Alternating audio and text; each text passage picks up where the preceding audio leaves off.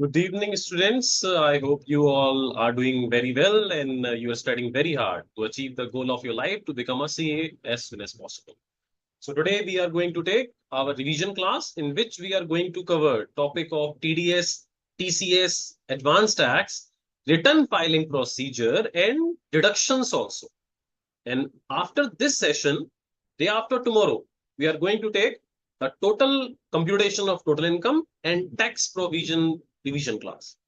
So I welcome you all in our class. There was some technical issues, so our class is just delayed for 3 or 4 minutes. So let me see, is there any queries? So please share the solution of example given of 234C and 234B. Okay, I will share that in a PDF so you can download it after the class. Tanu is saying good evening. Pavan was saying good evening. Ishan is saying good evening. Good evening, sir. I have a doubt that if an assessee has both 80G and double G, then how to compute adjusted GTI? So that's a very interesting question, Ishan, because under section 80G, when donation to a certain party, there is an issue that there are certain cases in which you can get the 100% deduction. There are certain cases in which you will get 50% deduction without subject to any qualifying limit.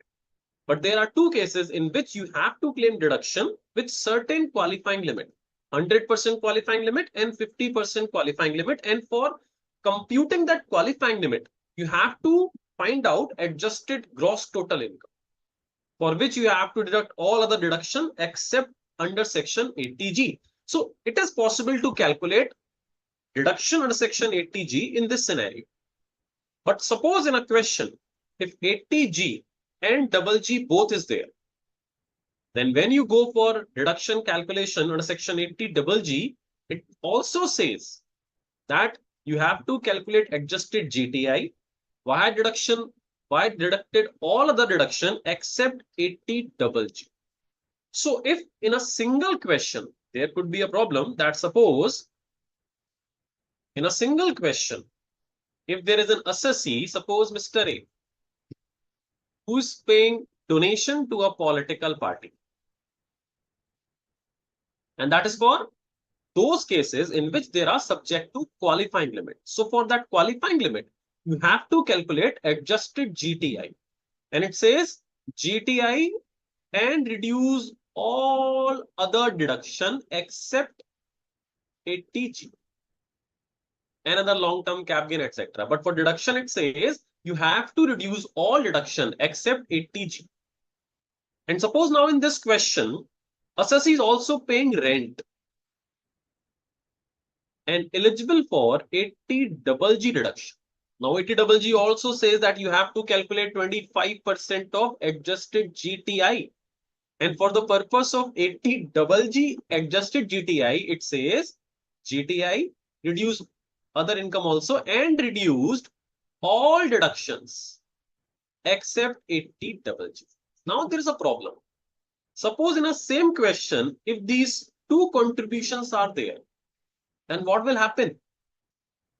When we need to calculate adjusted GTI for 80G, it will say reduce all deduction except 80G. So we have to calculate 80 double G to reduce it from this GTI. So when you will go to calculate 80 double G, it will say reduce all deduction except 80 double G. So that means it is saying 80G also reduced before calculating 80 double G. And when you go for 80G, it will say reduce 80 double G first, then I will be able to calculate 80G. So there is a problem. So in this situation, we have to calculate deduction via assuming something is X, something is Y, and you have to make some equation. Only that when you solve that equation, you will have at the end the value of X or Y, etc. And then when you will put that value of X, etc., which you have assumed as 80G or double G, then you will be able to find out these deduction. And in that scenario, you would be able to calculate the GTI. So what is the problem? Why this kind of question is not in study material? I believe because the calculation is very, very lengthy and difficult. This is kind of algebra you have to solve, assuming some things like X and the other, you have to now reduce adjusted GTI minus X. So balance value would be this one minus X 0.10%, etc. So this kind of question is very complicated to solve, but in the last session also, somebody asked me that kind of question. So I have uploaded a solved question for those students in the last session. So I will do the same after the class. I will upload a question in which there would be 80G and double G both.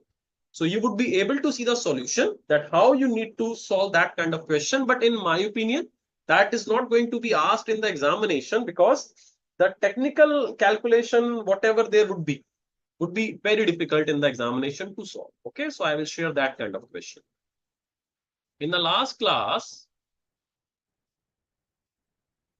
okay, just a second. In the last class, I guess Ishan or somebody was asking me a question of, there was asking a question of May 2025. Question number 4A, somebody asked. Who asked that question? I told them that I'm going to solve in the next session. Who was there who asked that question? Ishan asked the May 2025 question number 4A. I guess, Ishan, that is regarding for set of question you was asking. That was sort set of question, I believe. Okay. So I have solved it, and I also need to download that question. So what is the summary of that question? Let me show you the solution, and all other students can also refer that question. I'm going to solve it.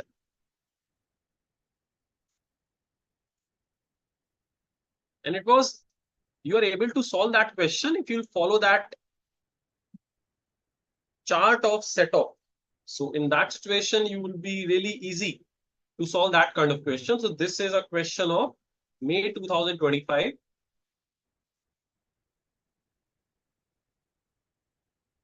Question number 4A.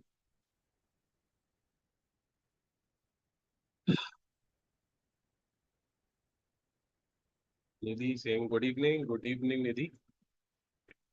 So in that question, we have to bifurcate the income which is given in the question. As usual, we are doing PGBP separate. Then of course, capital gain. Then we can take house property. Then we will have our salary. I will write it down all the information which has been given in the question, because a question of set off, so we can directly solve it like this. In the PGBP, it has been given that there was a future and option business loss. So future and option business is not treated as speculative business. Let me tell you, it is not treated as speculative business. So the loss is going to be treated as normal business loss other than speculative business loss. So that has been given in question, 75,000 rupees loss. There was a restaurant business profit, which is carried on by assessee, and that is also a non-speculative business, a normal business. The income has been given 2,21,000 rupees.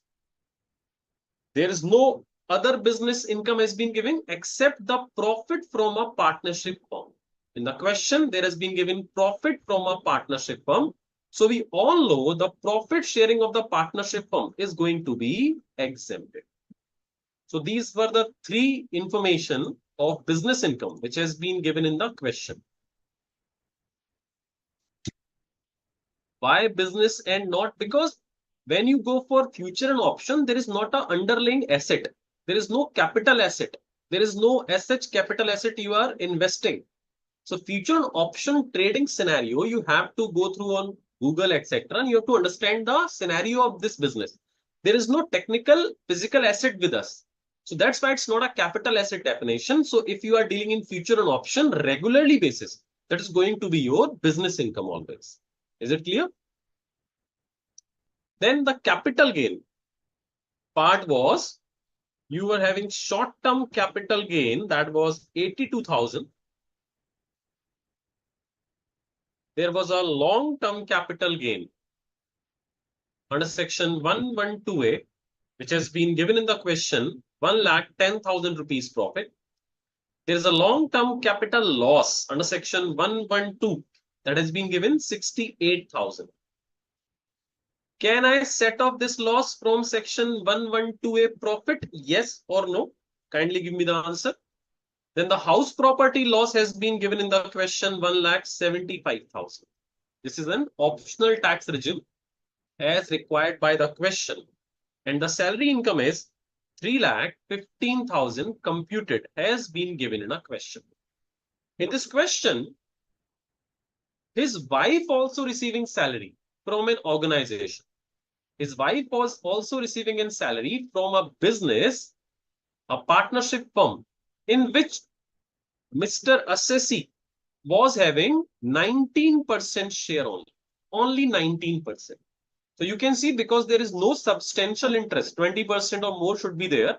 So wife is receiving salary without any qualification. Even in that case, there would not be any clubbing because the husband's share in that business is only 19%.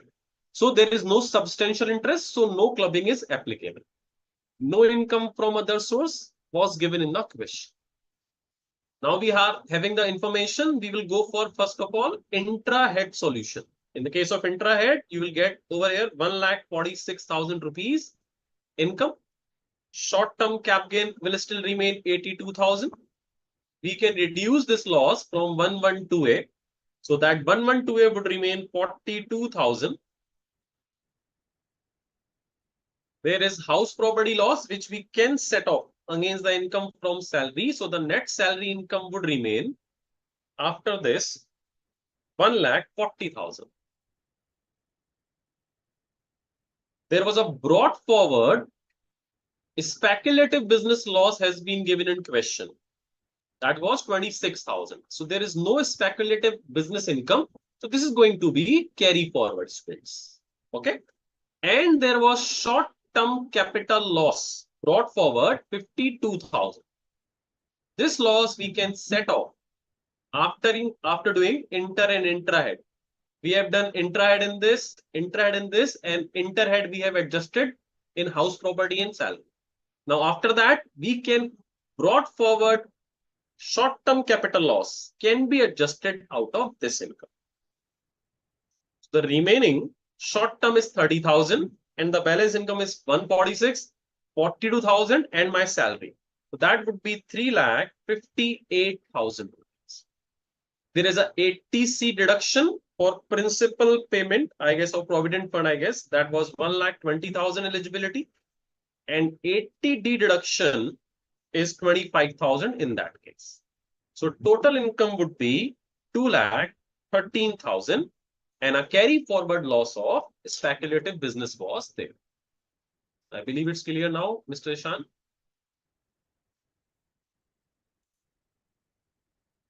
Okay. Yes, F&O is going to be treated as normal business income always. Good evening, Shagupta. Okay. So now there was one more query from one student, I guess, who asked, one student asked me 80E and 80EE query at that the last class also. Who was that? I guess that person was Astha. Did you ask that?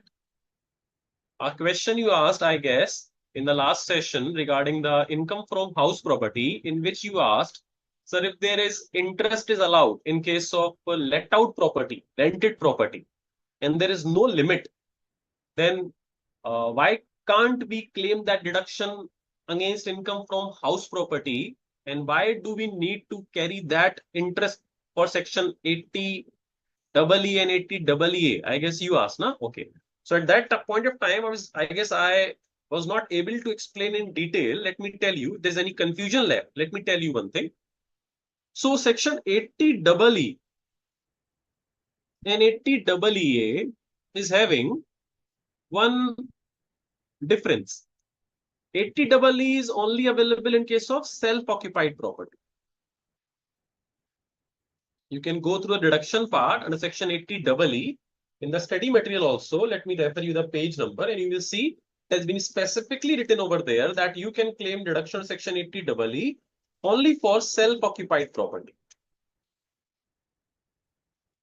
On page number 6.46, you can see that it has been written. In case of quantum of deduction, you can see the maximum deduction allowed is 50,000.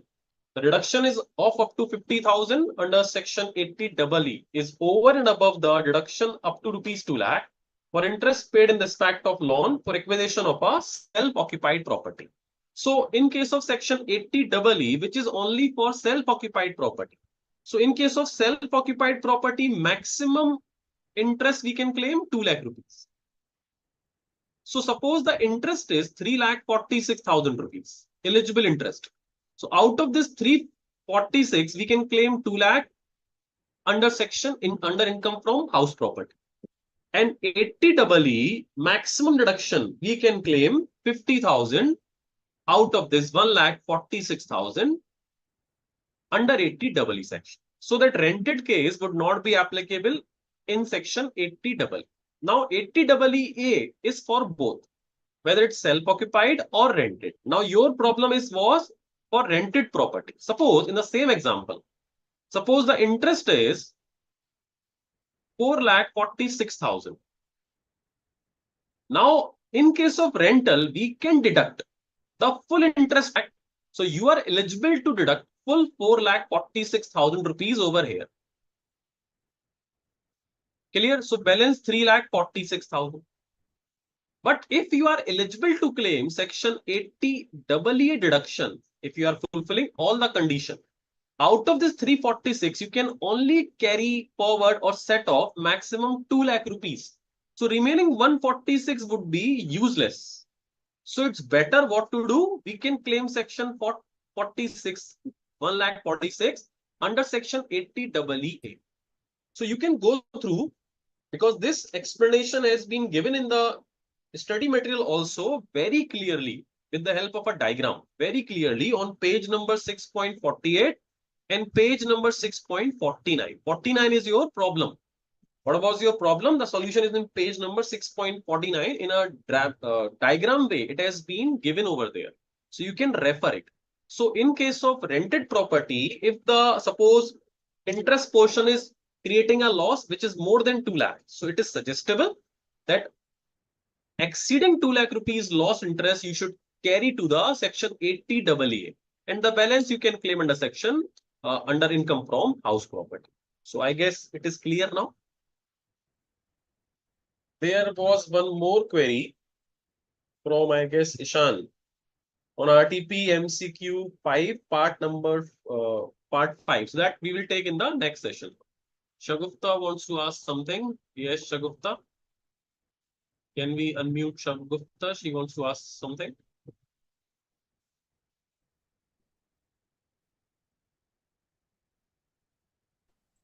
Hello.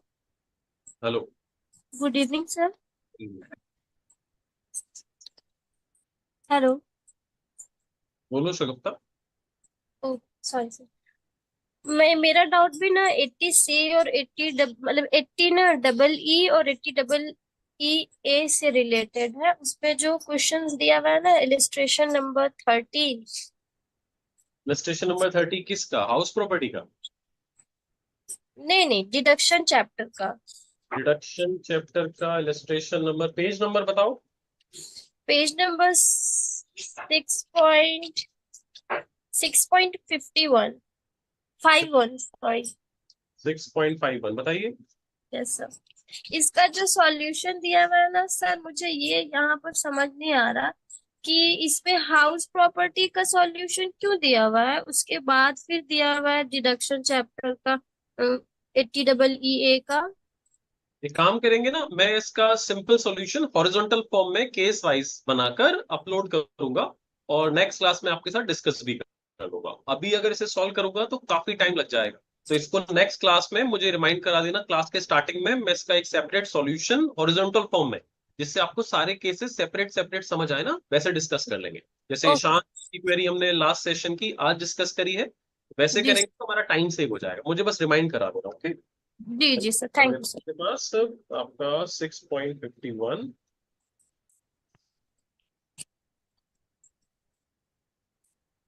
illustration number 13. ठीक है, okay. Okay. So now we are asked, I think, sir, salaried person, why not get 194H? 194H is for commission TDS provision. I am not going to understand this question, Astha. Now we are going to discuss our question one by one, MTP question of TDS, etc.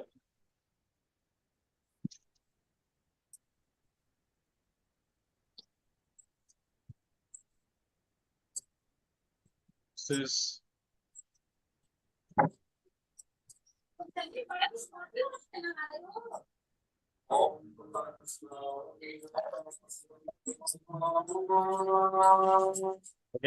one, question one, and these are TDS question, very short questions. So I would like to ask you also.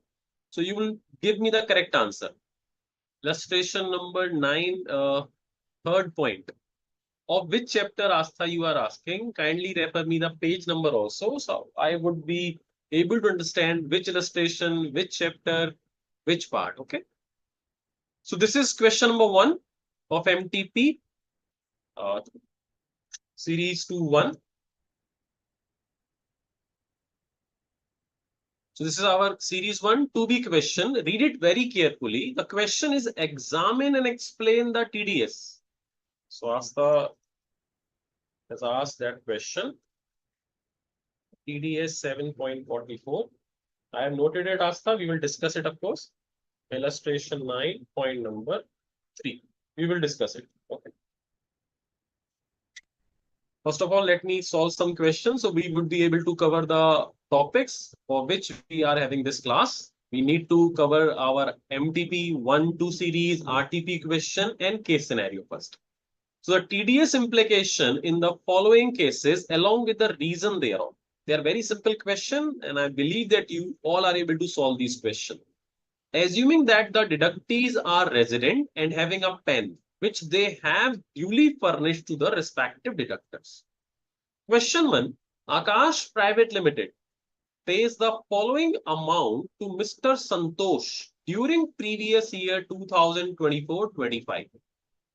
22,000 towards fees for professional service and 18,000 towards loyalty. So the payer is Akash Private Limited. The payee is individual Santosh.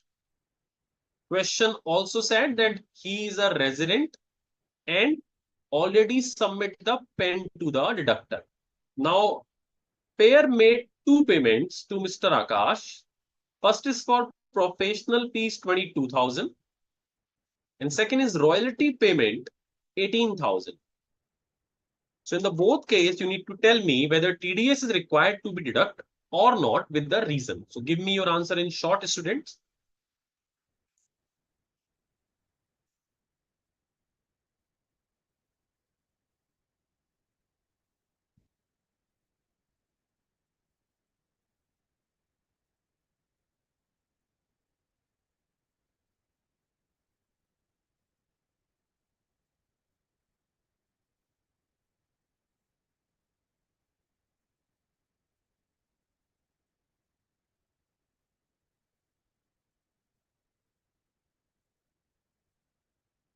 Let me see.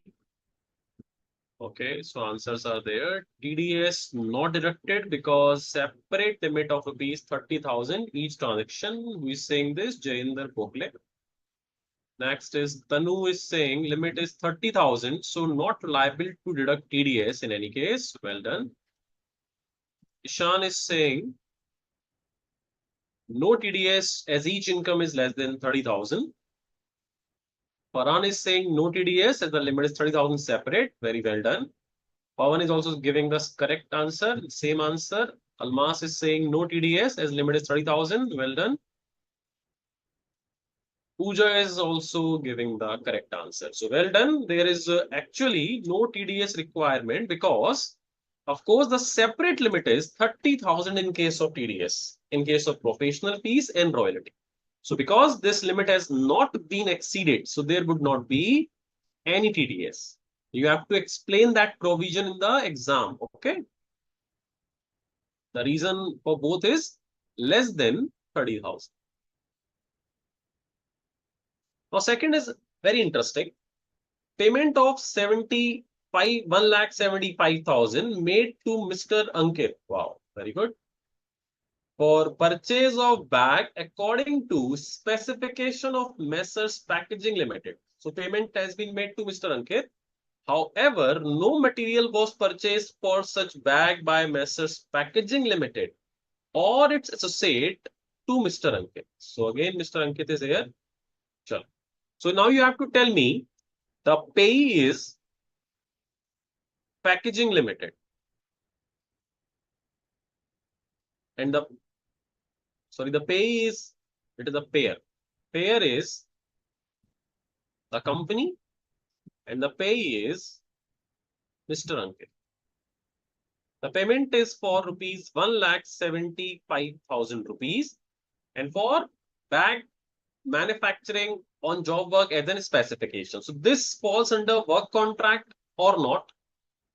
If this fall under work contract, then we have to see whether TDS is required to be deduction under section 194C or not. So the question is, do need to TDS required to deduct or not with the reason?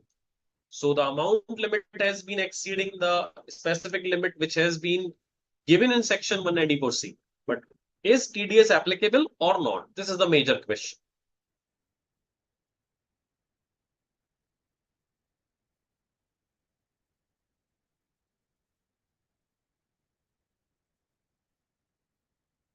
Let me see. Anyone is there who has given the answer? Okay. Shagupta is saying no, TDS is limit is 30,000. This must be the answer of first number question, Shagupta. What is the answer of this question, student? Think, read, think, then speak or give your answer.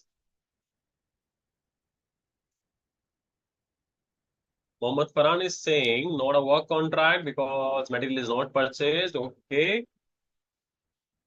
According to you, there would not be any TDS, Farhan. Okay. Any other student? This is not that difficult. Why you are taking so much of time, student? Almas is saying, okay, got it. Ishan is saying, okay. Pooja is saying just no TDS. Astha is saying, not it is not a work contract. Very good, Astha. So those who have given answer has given the correct answer. But I am not understanding why the other students are silent. Because this question is not that difficult that you should take this much time. No TDS is according to Tanu. Jayender is saying again no TDS. Well done, Jayender. Mr. Manivanan is here and he's also saying no TDS. Very good. So of course there would not be any TDS because in this case material has not been provided by the payer or not as per the payer instruction. So because the material has not been provided directly or indirectly by the payer, so this would not be a work contract, but this would be a contract of sale of material. Because on section 194C, we have gone through with this kind of scenario in which it has been specifically said that if the material has been purchased from payer or has been instruction given by the payer to be purchased from its associate, etc., then we could say that it could be a contract for work. But in this question, because material has not been supplied by the payer, so that would be the material sold, not the contract of work contract. So there would not be any TDS. You can see the solutions, the details are over here. You can go through it. I will upload this, of course, on the portal. Next is return filing, series 1, question number 4B. And this is for yourself because that is a theoretical provision. Mr. Vijay, an Indian citizen residing in Chennai, files a return of income every year on time. He has Aadhaar number as well. He has not intimated to his Aadhaar number to the prescribed authority till August 2024. He approached you on 1st September 24 and asked you about the consequences of not doing so. So, if you did not going to intimate your Aadhaar, there was a specific date that was 31st March 22. If you are not going to do that up to this date, then you need to pay penalty for linkage, etc. The theoretical answer has been given over here. So you can go through it. You can understand what was the procedure is there. So there was a date of 31st March 22. The PAN shall become inoperative. If you are not going to do that, the failure to intimate Aadhaar number has been given over here. You can go through with these points. The second part of this, the optional part of this question was this we need to solve. In each of the following independent situations, you are required to examine whether these persons are required to file their return of income or loss for assessment year 25-26. If their total income for the previous year do not exceed the basic exemption limit. So in the following cases, suppose assessee's income does not exceed the basic exemption limit, but you have to tell whether on the basis of following information, do he or they need to file return of income? The turnover of Mr. Ankit business. Wow, very good. Ankit business is 65 lakh during the previous year 24-25. So is he required to file his return of income? Is there any mandatory condition which says that in this situation, Mr. Ankit needs to file his income tax return? Paran is saying yes. Okay, very good. Shagupta is saying, Shagupta is answering very late. Almas is saying material purchase. Okay. No TDS answer is there. Tanu is saying yes, if PGBP income so need to fill return. PGBP income, there is no PGBP income information has been given, Tanu. So there must be some other information. On the basis of that, you have to give your answer. Almas is saying required to file if turnover is more than 60 lakh. Jainder is saying yes, exceed 50 lakh. The limit is 60 lakh, Jainder, in case of business to file income tax return. So he has to file return because the turnover limit as per the provision, if exceeding 60 lakh rupees in case of business, you need to file an income tax return. And because the turnover has been given in question is 65 lakhs, so yes, he requires to file income tax return. The second one is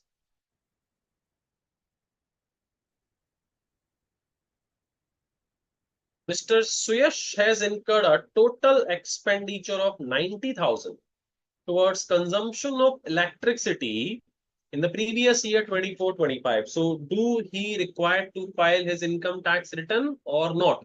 If the electricity consumption is 90,000. So there is some limit on the basis of this electricity consumption. If you exceed that limit in the previous year, you need to file your income tax return. Panar is saying 1 lakh rupees. Well done, Paran. The limit is 1 lakh. Astha is also correct. Not as its limit is 1 lakh. Well done, Astha. Almas is also saying correct. Pooja. Tanu is saying yes, 1 lakh. Correct answer. Kushi Gupta is saying Suyash is not required to file since mandatory filing is required when electricity consumption is more than 1 lakh expenditure. Well done. Correct, Kushi. Pooja also correct. And anyone else? Mani Vannan is saying because it does not exceed 1 lakh rupees, so there is no requirement to file income tax return in this scenario. Well done. There is a solution also. Now, series number 2, MTP series number 2, question number 4B, that's need to be done yourself. A simple question. Who is authorized to verify return of income in the following assessee? If you are a local authority, who is going to verify the return? Here is the answer, the principal officer. If you are a firm having no managing partner, then we have the answer. If you are a foreign company, we have the answer over here. And if HUF Bardakkarta is absent from India, so who is liable to verify the income tax return if HUF Bardakkarta is absent from India? If Karta is absent from India, who is authorized to verify return of income in case of HUF? So these three cases answer already you have seen. Okay. So I'm asking this one question answer. In case of HUF, if Karta is not there, not in India, who can verify the income tax return? We have already gone through with this provision. Tanu is saying any person. Very, very wrong answer. Very wrong. Any member of HUF who just saying again wrong. Astha is saying correct. Any adult member. The correct answer is any adult member. Like Jitendra also gave the correct answer. Farhan also gave the correct answer. Well done. Any senior member. This is not the correct answer, Ishan. Any senior member is what? Senior citizen. Any adult member is the correct answer. So let me tell you, Ishan, if you write it down this answer, any senior member, you will not get any marks because this is not the correct answer. Gain mark, you have to give the correct answer. The correct answer is any adult member of the family. Any adult member, Tanu also gave the correct answer and Shagutta also gave the correct answer. So you can see any other adult member of the HUF, not senior citizen, not senior, not any person, any member, no. Those are all wrong answers. So enumerate list. This is the optional question of, I guess, point question number 4B. Enumerate list of circumstances where an update return cannot be furnished. When an update return cannot be furnished, we have to give the answer of this question. The provision says the update return is not applicable if the person for that assessment year, if update return is for a loss, you cannot file it. If it has the effect of decreasing the tax, if the tax is decreasing or the refund is increasing. So in any case, if the tax is decreasing, you cannot file update return, or if the refund is increasing. In that scenario also, you are not allowed to file updated return. Correct? Again, there are cases also, update return cannot be furnished by any person for the relevant year where an update return already furnished. If you have already filed an update return earlier, then you cannot file another update return. Update return cannot be revised technically. Okay. Or if your case has been pending for assessment, etc., in those cases also, you are not allowed to file updated return. Okay. So these are circumstances has been given over here. You can go through with it. Now the RTP question, question number 9. This is for TDS. This is interesting. So examine the applicability and determine the amount of tax deduction at source.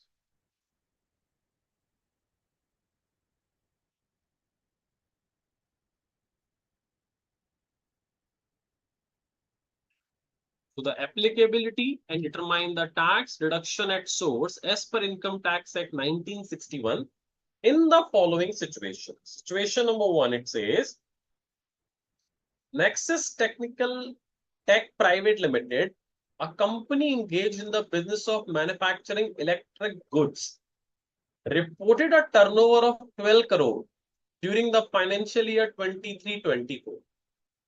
During the financial year 24-25, the company made the following purchases from the resident seller. From vendor A, raw material worth 60 lakh rupees has been purchased, out of which 25 lakh in April, 35 lakh in July. Payment of 20 lakh was made in June and remaining payment in September. Vendor A has not furnished his pen. Some purchase has been made from vendor B. Trading goods worth 48 lakh on installment. 15 lakh in May, 20 lakh in October, and 13 lakh in December. Entire payment was made in March 2025. It is to be noted that Nexus Tech Private Limited made the entry in the books on the date of purchase, and TCS provisions are not applicable on vendors. So you have to ignore the TCS provisions. So now you have to give answer on the basis of TDS provisions. So any one of you can tell me which TDS provision could be applicable in this scenario? Which TDS provision we are talking about as per the given information? Farhan is saying 194Q. Okay. Asta is saying, sir, can we file two update return of different year in the same financial year? Yes, you can file. Of course, you can file. If other conditions are fulfilled, then you can simultaneously file the two update return of the different year in the same financial year. There is no restriction. Tanu is saying 194Q. Pooja is saying 194Q. Almas is saying 194Q. Of course, we are talking about section 194Q. So 194Q is for transaction value. If you are a buyer and if you are purchasing goods more than 50 lakh rupees in a financial year from the seller, and if your turnover in the preceding financial year is exceeding 10 crore, then you need to deduct TDS with a certain percentage if the transaction value exceeding 50 lakh rupees. So we can see in this question, Nexus Tech Private Limited turnover has been given of previous year 23-24 12 crore. So that 10 crore requirement has been fulfilled. Vendor A, vendor B.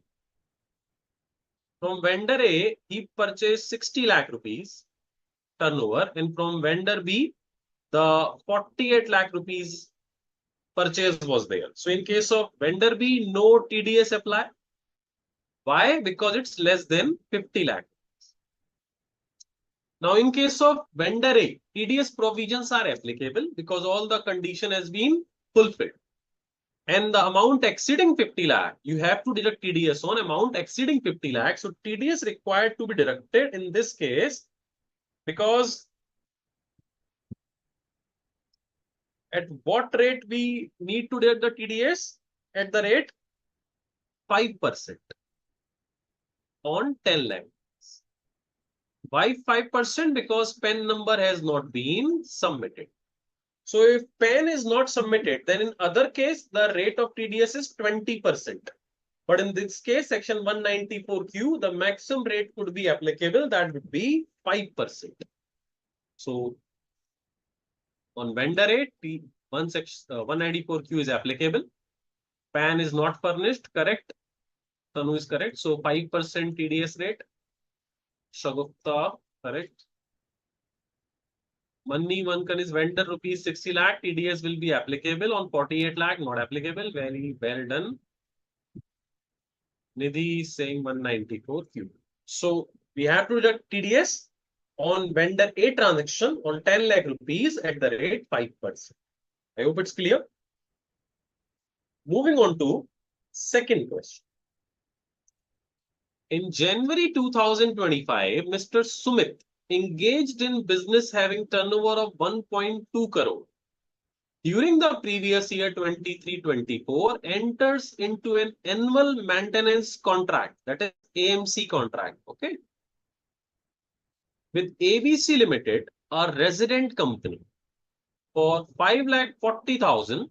Mr. Sumit made the payment in February 2025, and ABC Limited has not provided its PAN number to Mr. Sumit. So Sumit is this case is payer, and his turnover is 1.20 crore. The payee is ABC Limited,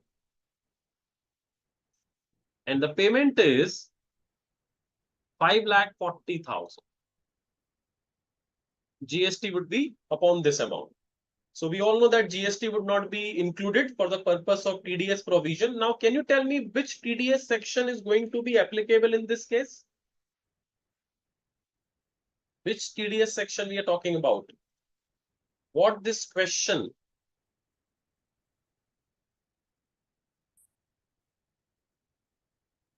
5% इसलिए लग रहा है निधि because PAN number submit नहीं किया है. ये provision में TDS में पड़ा है कि अगर पेन नंबर नहीं देंगे, वेंडर ए ने पेन नंबर नहीं दिया है, तो रेट बढ़कर 5% हो जाएगी. ठीक है. तनु is saying 20%. Pooja is saying 194C. Astha is saying 194C. Well done. Mohammad Farhan is saying 194C. Very good. Almas also give the correct answer, 194C. Jitendra also give the correct answer. So it is a work contract and TDS need to be charged under section 194C. And the rate is 2% because it is other than individual HUA. But because PAN number has not been submitted by the company as given in the question, so the maximum rate would be charged. And what should be the maximum rate? 20% would be the rate according to which TDS required to be deducted.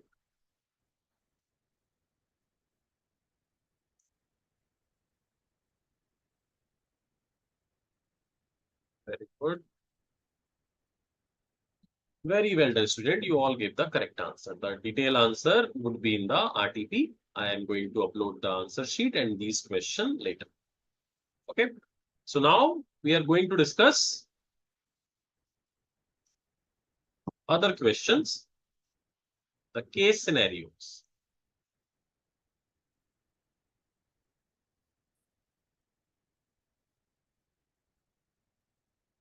There are certain case scenario. We are going to discuss one by one.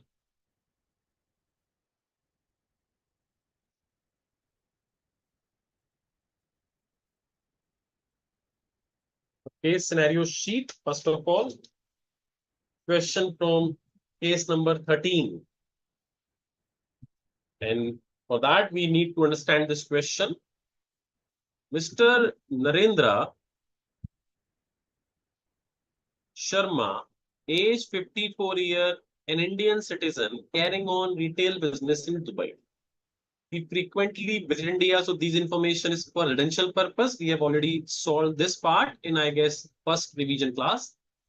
He decided to shift permanently. This is also for the purpose of residential status. The relevant information is from here. From December 2024, he has taken a floor on rent for 60,000 per month from Mr. Sarthak. So Sarthak is the landlord. And our assessee, Mr. Narendra, is the payer. Sarthak is the pay. And the payment is rent. 60,000 rupees per month. Clear? Mr. Sarthak, an Indian resident. He is a resident of India. Mr. Sarthak has provided his PAN number to the Mr. Narendra Sharma. So he provided the PAN. So there is no requirement of charging higher rate of TDS. Now the question says business income, etc. Now what is the relevant question from these are MCQs are, this question number 3 is relevant for us. What shall be the TDS liability of Mr. Narendra for rent paid to Mr. Sarthak? Out of these 4 information. So the rent was 60,000 per month. Property has been taken on rent from December 2024. So you have to find out the correct option out of these 4 questions. So which is going to be the correct answer, student? A, B, C, or D? I have given you the relevant information. Rent was 60,000 per month. And it has been started from December 2024. So on the basis of the information, you have to tell me which is the correct option. Tanu is saying option C. Farhan is saying C. Pawan is saying C. Okay. Which section is applicable in this case? Under section 194 IB. IB is applicable because the payer does not have any business income exceeding 1 crore, etc. So generally section 194 I is for rent, but this is not that case. So 194 IB has been applicable in this case. And rent from December till March. That means 4 months rent. 60,000 rupees per month. So 194 IB say that in case of section 194 IB, if the rent is exceeding 50,000 rupees per month, then TDS is required to be deducted at the end of the March of that previous year. In the month of the March of that previous year, if property has not been vacated. If the property has been vacated before March, then TDS is required to be deducted in the month of vacancy, or the property has been vacated. And the TDS amount cannot exceed the amount of rent. So in this case, 4-month residence rent was 60,000 rupees per month, and the TDS rate is 2% in this case. So the TDS liability would be 4,800 rupees. So option C was the correct answer. Well done. Let me see who else has gave the correct answer. Then the Gokhale is saying correct. Mohammed Farhan. Shagupta also gave the correct answer.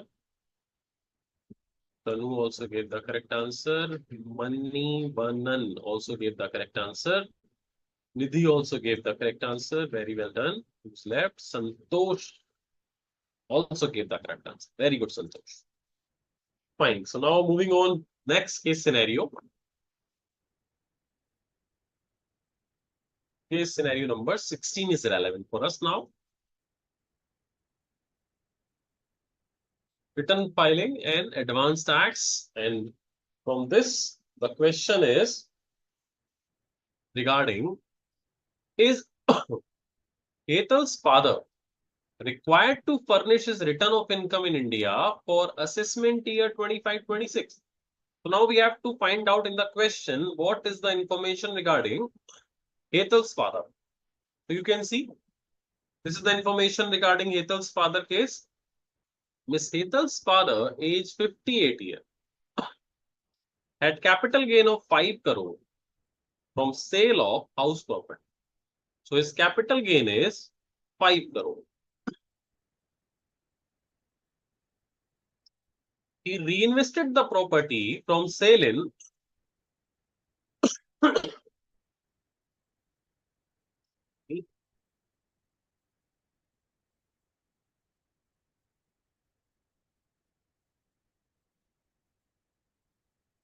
another residential house of 4.98 crore.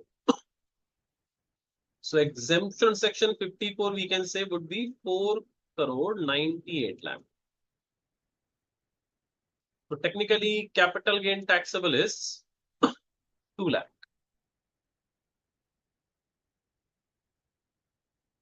He has paid 150 towards LIC premium. He has no other source of income. Out of this 2 lakh rupees, he invested 80C, 1,50,000. The remaining sale proceed were deferred in his saving bank account. He has paid 150 towards LIC premium. So first of all, can you tell me how much be the total income in this case?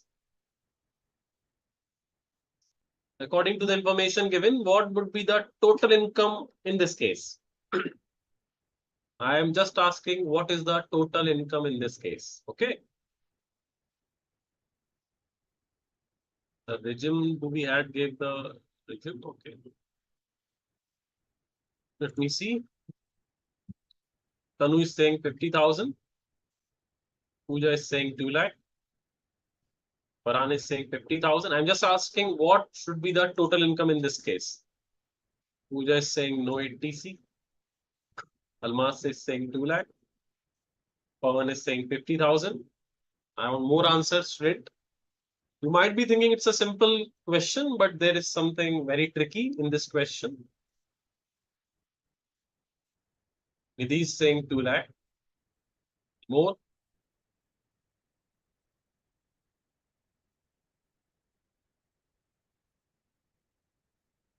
Sagupta said 50,000. Ishan is saying 2 lakh. Ishan, why 2 lakh? We cannot claim deductions from capital gain. Forgot. If it would have been a short-term capital gain, then we could think about it. But if it is a long-term capital gain, we cannot claim the deductions. So now the question was, and you can see because it's a section 54, so that would be a long-term capital gain because for the purpose of residential house exemption, the property should be long-term. So in case of long-term capital gain, you cannot claim 80C deduction. Remember, we have made a diagram for calculation of tax in which we have made casual income 112A, 111A, 112 another.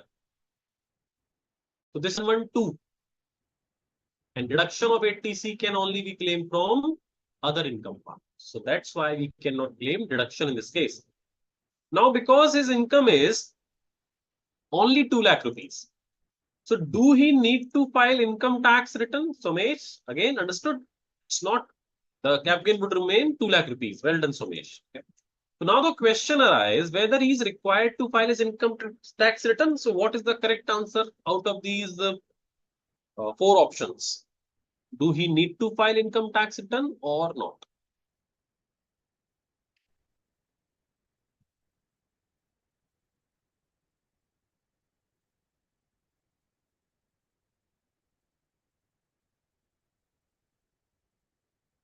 Tanu is saying capital gain se to deduction allowed hi nahi hai. I forgot it.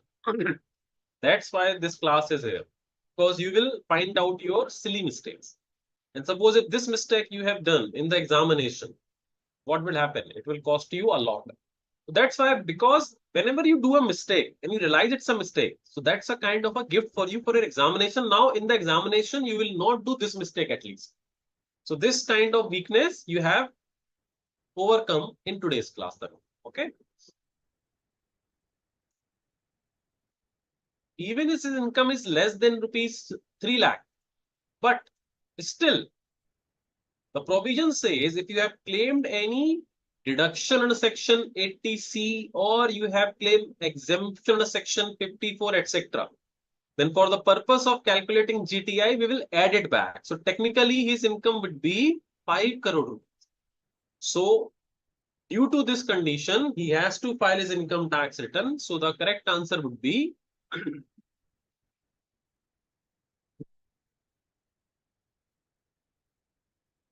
option number B would be the correct answer. Okay.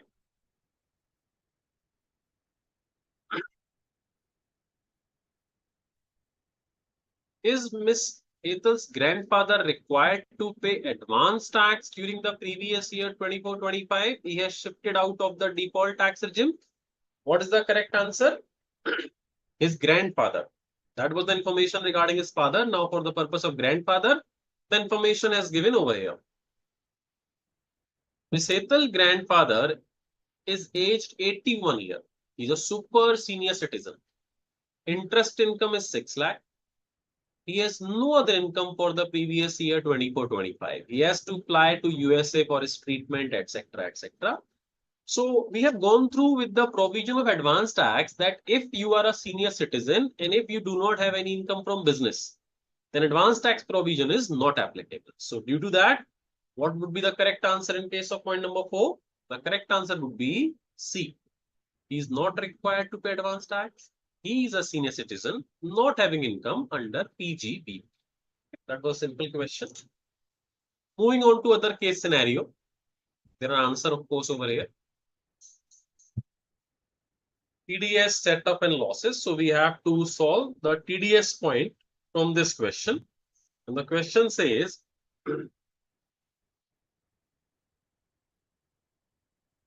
Chanchal, aged 45 years, provides the following data of her gross asset for the financial year 23-24, 24-25. She is engaged in agency business along with providing services as tarot card reader. She is generally engaged in cash payment and cash. So her financial year 23 and 24 income and receipt information has been given. And financial year 23-24 exceeding 1 crore. Also exceeding 1 crore in 24-25. Now the question is this. She paid an amount of 12 lakh rupees to a contractor for polishing her old furniture in her self-occupied residential house property on 12/4/2024. Further, on 5th June 2024, she has taken services from renowned interior designer on the same residential house property for which she paid 2,50,000 rupees. Now we have to tell whether TDS provisions are applicable or not, or which section is also applicable. So you can see these both payments. The first is for section 194C. Why? Because Chanchal is covered under section 194C because her previous year 23-24 turnover exceeding 1 crore.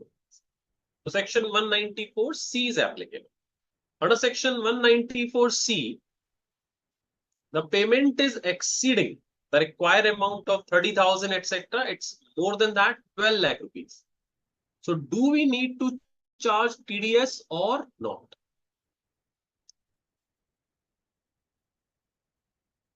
As per section 194C, TDS is required to be deducted or not? Pooja is saying not required. Mohammed Farhan is saying yes under section 194C. Anyone else?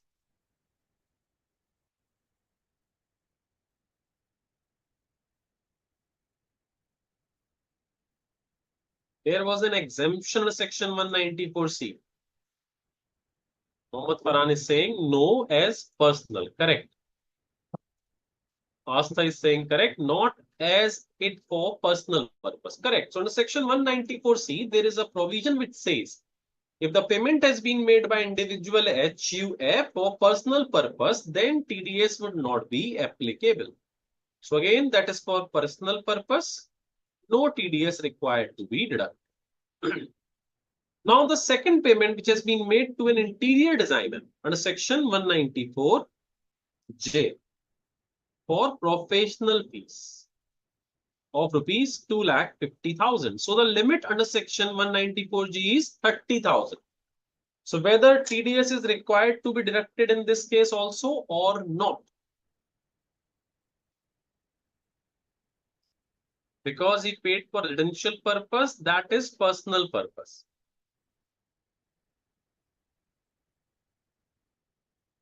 For personal purpose, again, this is also for personal purpose, so no TDS in both cases. Well done, students. Most of you have given the correct answer. I appreciate that. Very good. This is for personal purpose again, so there would not be any TDS liability.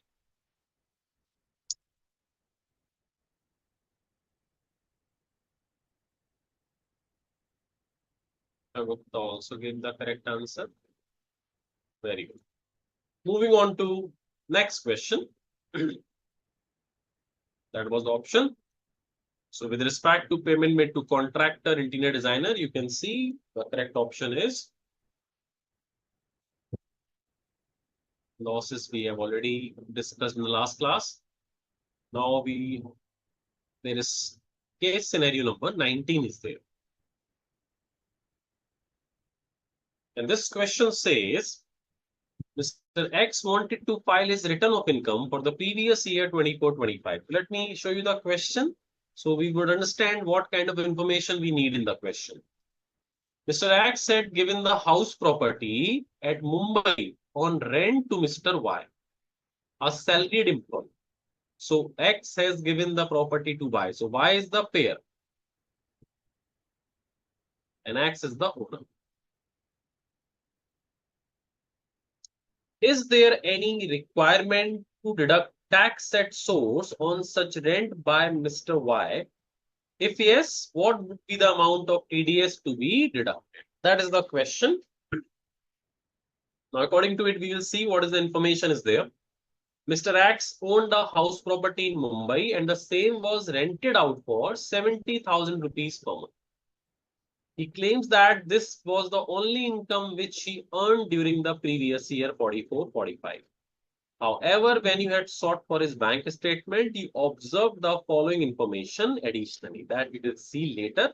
But for the purpose of point number 3, the rent is 70,000 rupees per month. So do we need to charge TDS?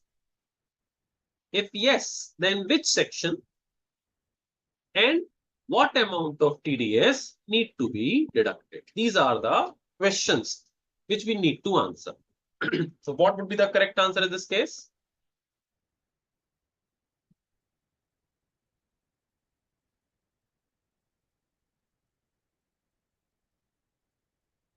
Let me see, is there any answer? Yes. Jainder is saying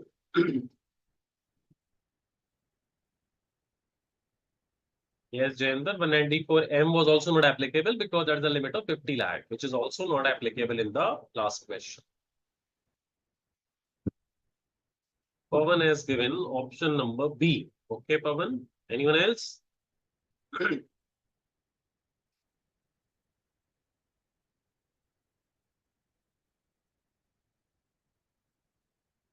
No other answer yet?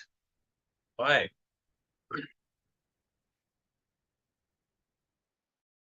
Somebody has gave the answer. Shagupta is saying C. Anyone else?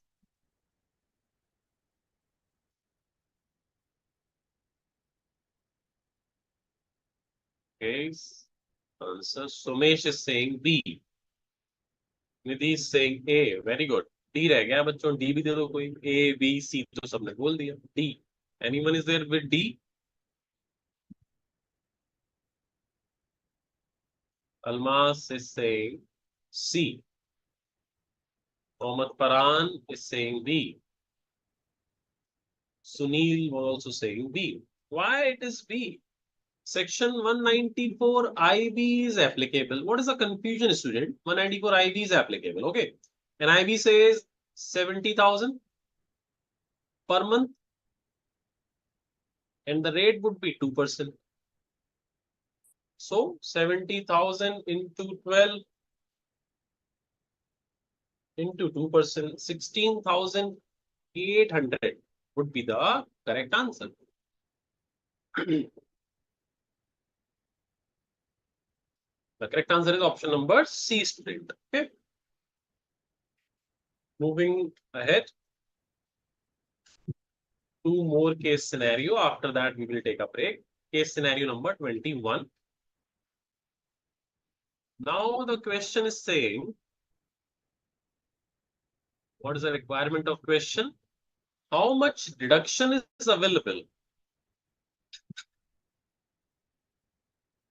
for 5? Deduction part we have already solved. The question is, what would be the due date for filing income tax return of Mr. Rajan for previous year 24-25? So the question is, what would be the due date? Now you can see, apart from that, Mr. Rajan also earned professional income of 60 lakh. Gross asset is 90 lakh. Because you can see his professional receipt is exceeding 50 lakh rupees. So he has to done tax audit under section 44AB. Because professional receipt exceeding 50 lakh needs to go for tax audit under section 44AB. And if your case fall for tax audit, then the return filing date would be 31st October. So that would be the correct answer. Option number B, because professional receipt is exceeding 50 lakh rupees. Next is case scenario number 25. We have to take this. 23 was clubbing. 25. What is the requirement of question? First of all, we have to see. And I guess this case I have given you for deduction question in the last session as a homework. And I believe you must have tried it. So that would be easy for all of you. And what is the correct answer of option number 2? What shall be the amount of deduction available to Messrs. Abhinav and Son under section 80JJAA? So I asked you all to solve this question as a homework in the last session, I believe. So those who have tried it, can you tell me the correct answer? Which one is the correct answer? So, okay, tell me who has tried this question. Let me see how many was very sincere. Uh, Tanu is saying option number A. Okay. Pooja, Ishan. Tax audit date is Ishan 30th September. But return filing on 31st of October. So tax audit date is 30th September, but return filing date is 31st October. And in that question, it does not ask you about the tax audit date. The return filing date has been asked in that question. Okay. Next is Mohammed Farhan is saying it's 2% applicable from 1/10/24. Now do we need to deduct TDS at 5%? No, Farhan. If the section 194 IB is there and the property has been vacated, or if the TDS required to be deducted in the last month of the previous year in March, then we have to apply the same rate which has been applicable after on or after 1st October. That means on the full rent, you have to charge 2%. Okay.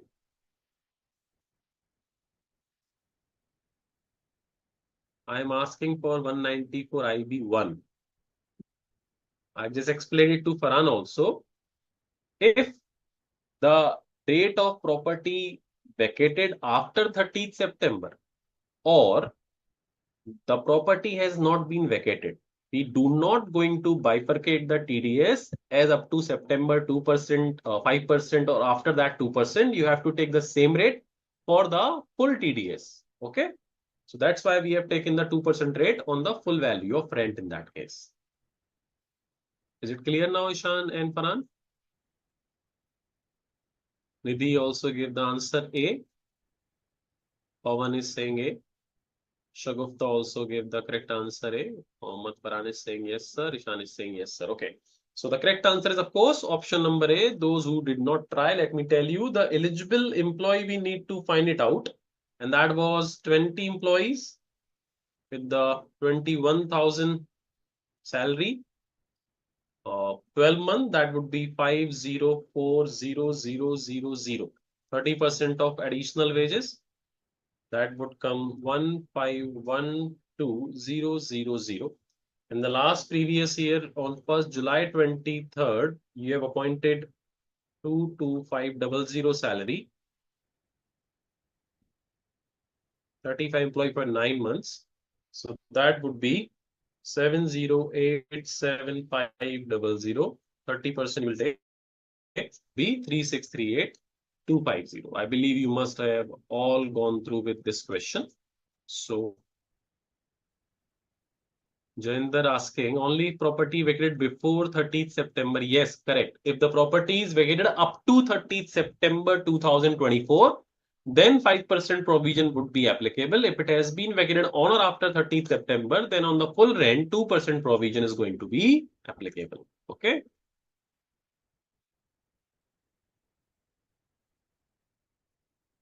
Tanu is saying sir but हमने जो 60,000 rent वाला question solve किया था उसमें भी 2%, because तनु उसमें दिसंबर में हमने प्रॉपर्टी लेट आउट पे दी थी फ्रॉम दिसंबर टिल मार्च। तो दिसंबर के बाद तो वैसे भी रेट 2% ही हो गया, तो उस केस में तो ऑटोमेटिक कितना आना है 2%। ऑफकोर्स उसमें 2 ही लगना था। So now it's a break time, so Manish ji can we go for a short break?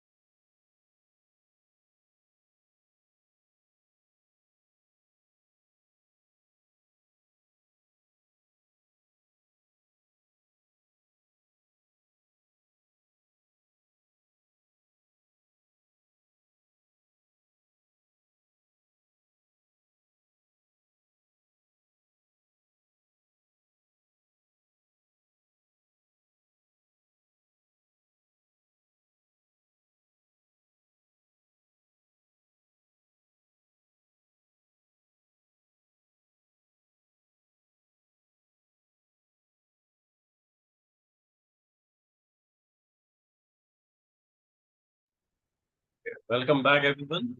So I believe you must have your tea, coffee, etc. So let me see if there's any query. CAPO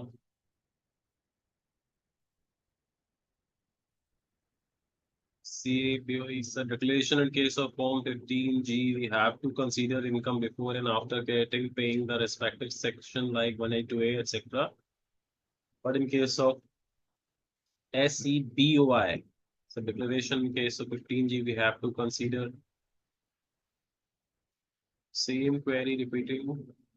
But in case of senior citizen, we can file Form 15H even if after creating such income, such 192A, 3, etc., it became higher than basic exemption limit. As there we have to say 15H income before creating paying respective. What is the query, Astha? I'm not getting it. What is the query? You are just saying in a statement. So what is the query behind it? Okay. So let's solve some more questions. This is some interesting question. Some MCQs. And this is a very good question. Mr. Kamal, age 45 years,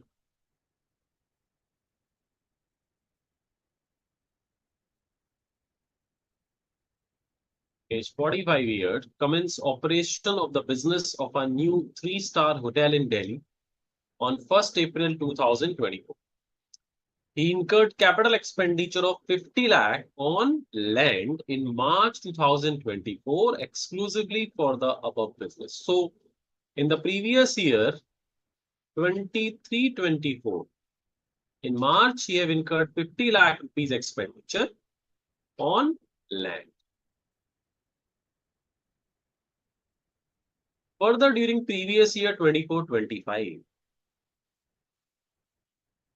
he incurred capital expenditure of 2 crore rupees, out of which 150 lakh is for building and 50 lakh is for land. What is the requirement of question? Question number 1, we have to solve all the part of this question. 1, 2, 3.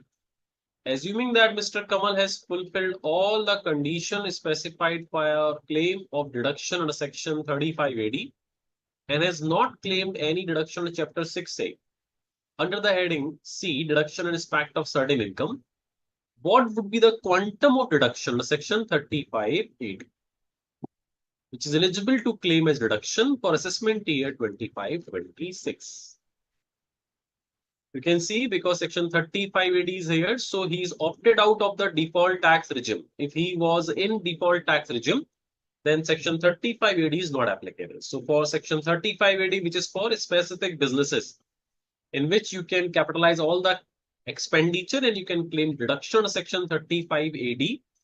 So he has done certain expenditure in previous year 23-24 and previous year 24-25. He also done certain expenditure exclusively for the above business.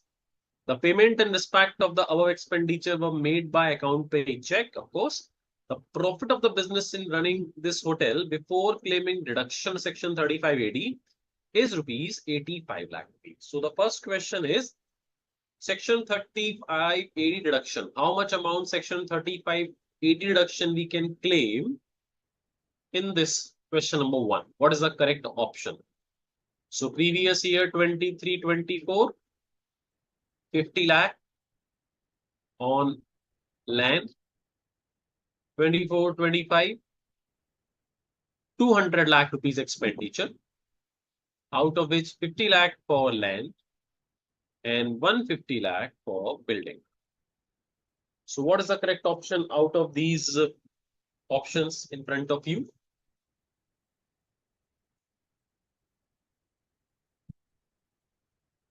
Okay, Astha query is, sir, please explain difference between 15G and 15H apart from difference of senior citizens. So I'll make a difference table.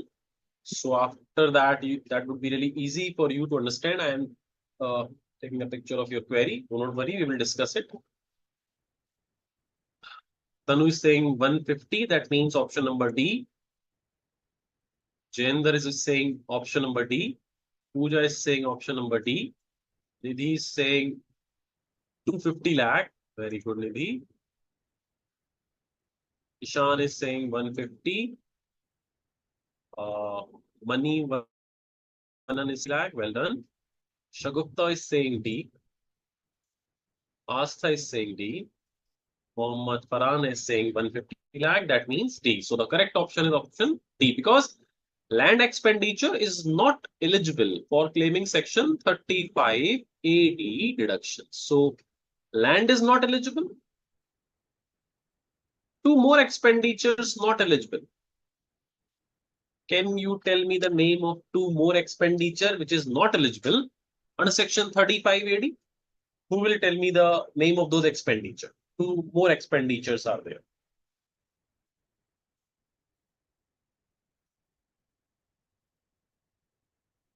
Going to answer this question. Two more expenditure.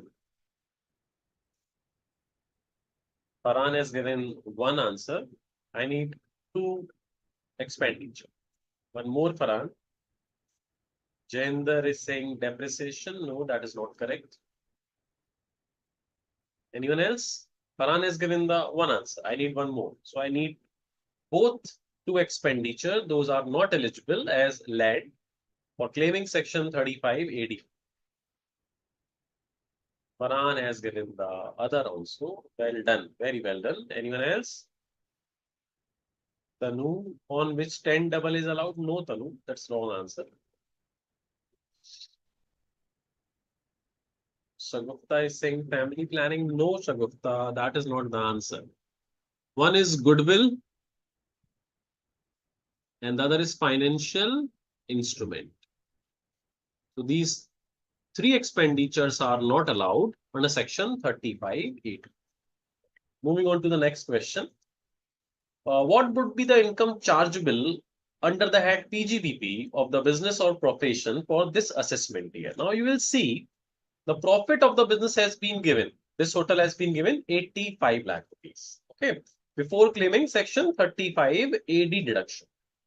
And there is one more business. Kamal has also running another existing business of a 4-star hotel in Ahmedabad, which commenced operation 20 years back, the profit of which is 140 lakh rupees. So there are two business.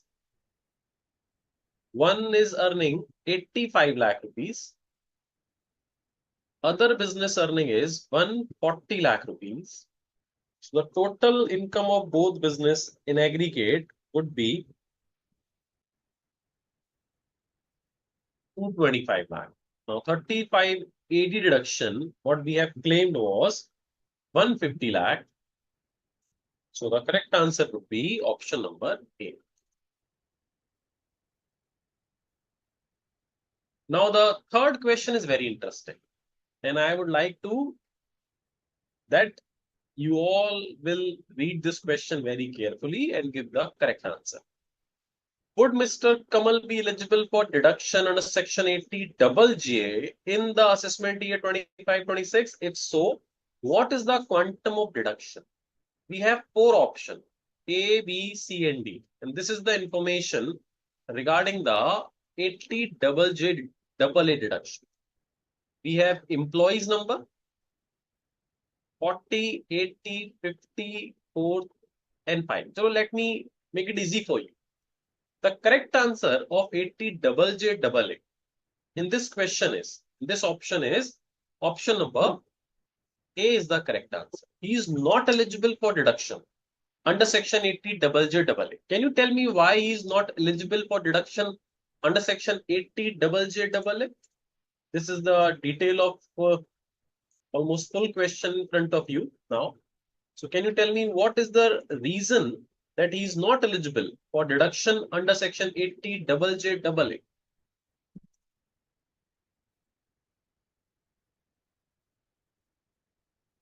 I saying, sorry, sir, I need more preparation. You just need more practice, and still you have 30-35 days more for your examination.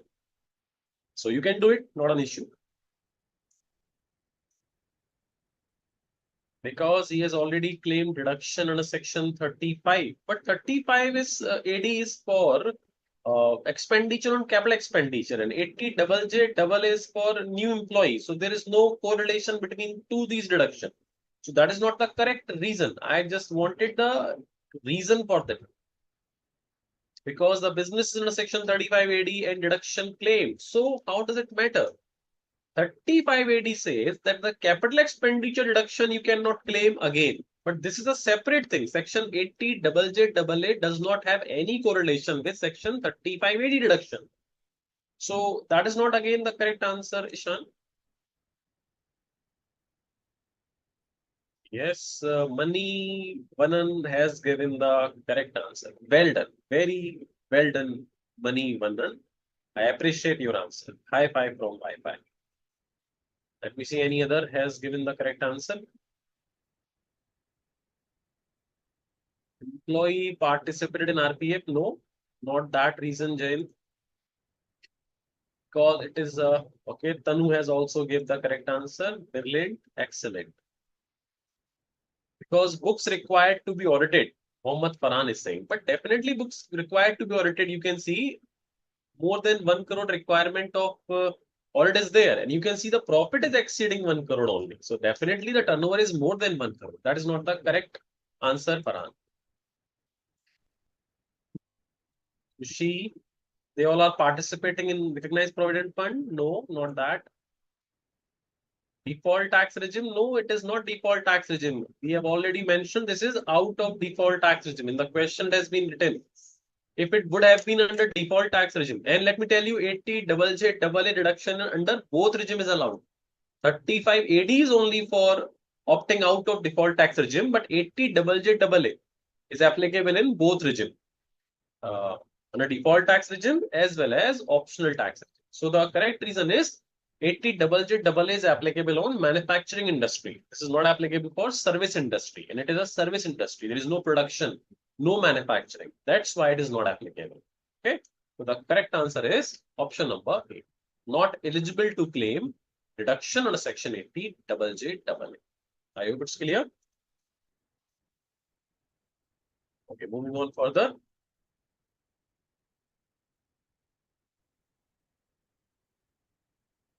Now, MCQ number 3 is again very interesting, and I think this question has been asked in the examination earlier. I think so. Okay, let's solve it. Roshni Limited has 2 units. 1 unit at a special economic zone. This is for section 10 double A deduction.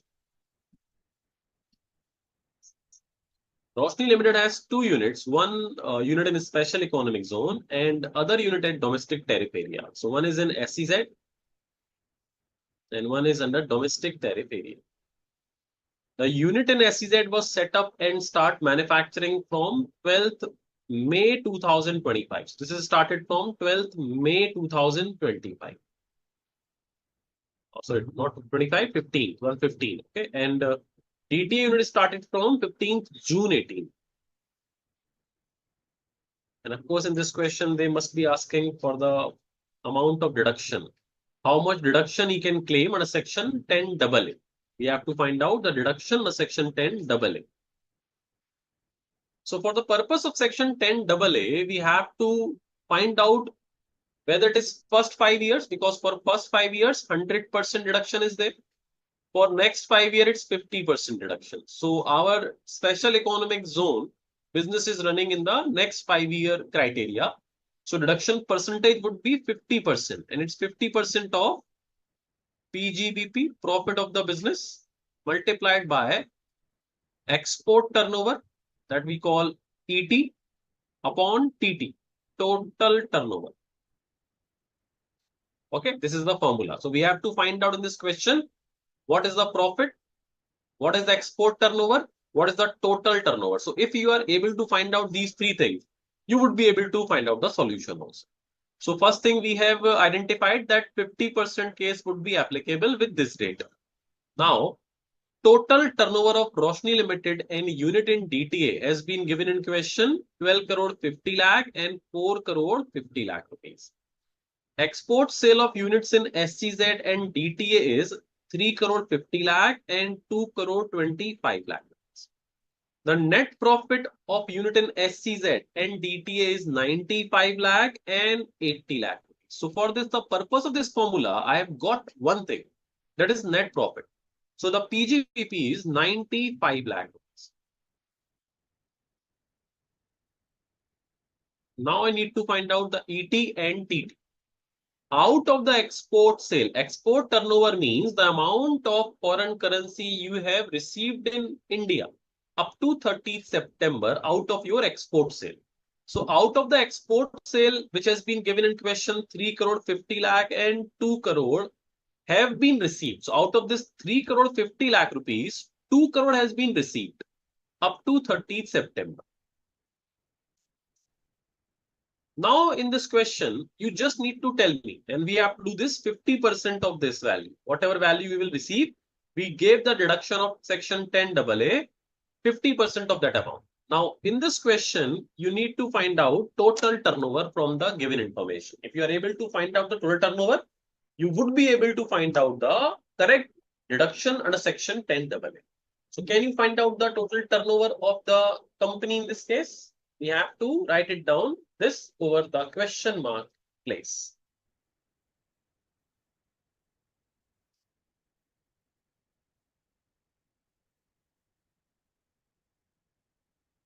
Is there any answer now?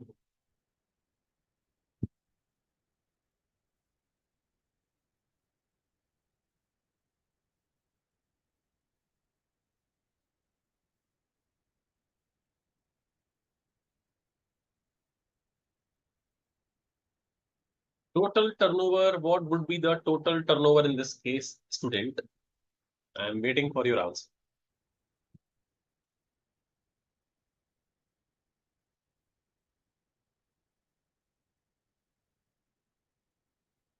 No answer yet.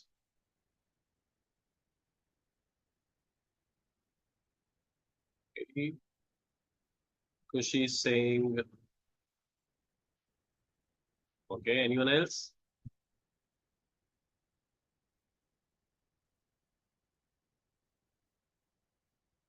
Pooja is saying 12 crore 50 lakh rupees. Okay. We have to find out the total turnover of the special economic zone unit. Okay. Total turnover of SEZ unit. Farhan is saying 575. Pawan is saying, I'm not asking the option, Pawan. I am just asking the total turnover in this case of the SEZ unit. You have to tell me the SEZ unit turnover. So in this question, if you will read it very carefully, you will see one thing, that the turnover of Roshni Limited and DTA unit has been given over here.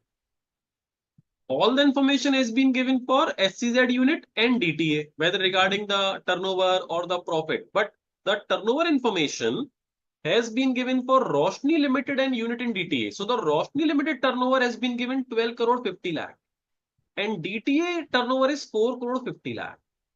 So company turnover 1250 and the DTA is 450. So the balance would be for SCZ unit. So Roshni Limited was having two units. One is SCZ, one is in DTA. And they provide total turnover of Roshni Limited, not the SCZ, is 1250.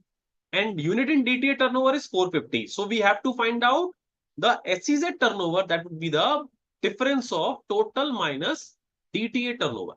That would be 8 crore rupees, not 8 lakh, 8 crore. And if you solve it, then we would have the amount 2375000, and the 50% of this is going to be allowed as deduction 1187500. The correct answer would be option number C. So it's a very tricky question, and I guess in the examination, most of the student has taken the turnover of SEZ as 12 crore 50 lakh because all the information has been given for SEZ and DTA. So they did not focus on this information, that they have not given the SEZ turnover 1250. They have given the total turnover of company 1250. So for finding out the turnover of SEZ, we have to reduce the DTA turnover out of the total turnover of the company. Then you will get the SEZ turnover for the purpose of implementation of that amount in this formula. Clear? Pooja has said 1 crore. Sachin Kumar is saying 8 crore. Pooja also gave the correct answer, 8 crore. Okay. Sure. Next is 2B. Examine and compute the liability for deduction of tax at source, if any, in the cases stated hereunder, for the financial year ended on 31st March 2025. State Bank of India pays 70,000 per month and 60,000 per month as rent to the central government and Mr. Kunal, respectively, for building in which its branches are situated. So in this case, who is the payer? The payer is State Bank of India. And who is the payee? In one case, central government, to which they are paying 70,000 rupees per month. And Kunal, to him, they are paying 60,000 per month. So you have to give the TDS concept applicability in this case. So we have gone through, because in this case, section 194I is applicable, rental case. And if the pay is central government, so no TDS applicability. Whenever there is pay is government or banks or LIC, etc., generally there are no tax liability. So in this case, if the pay is central government, then you cannot deduct the TDS of that. I guess that was under section 196 that was exempted. Now, in case of Kunal, if you'll see under section 194E, the limit is if it is exceeding 2,40,000 per annum, the rental value, then TDS would be applicable. And in this case, because the yearly rental would be 7,20,000 rupees. So TDS is applicable in this case because it is exceeding the threshold limit. And what is the rate? The rate would be 10%. So TDS liability would be 72,000 in second case. Fourth B, enumerate the cases where the return of loss has to be filed on or before the due date specified under section 139(1) for carry forward of the losses.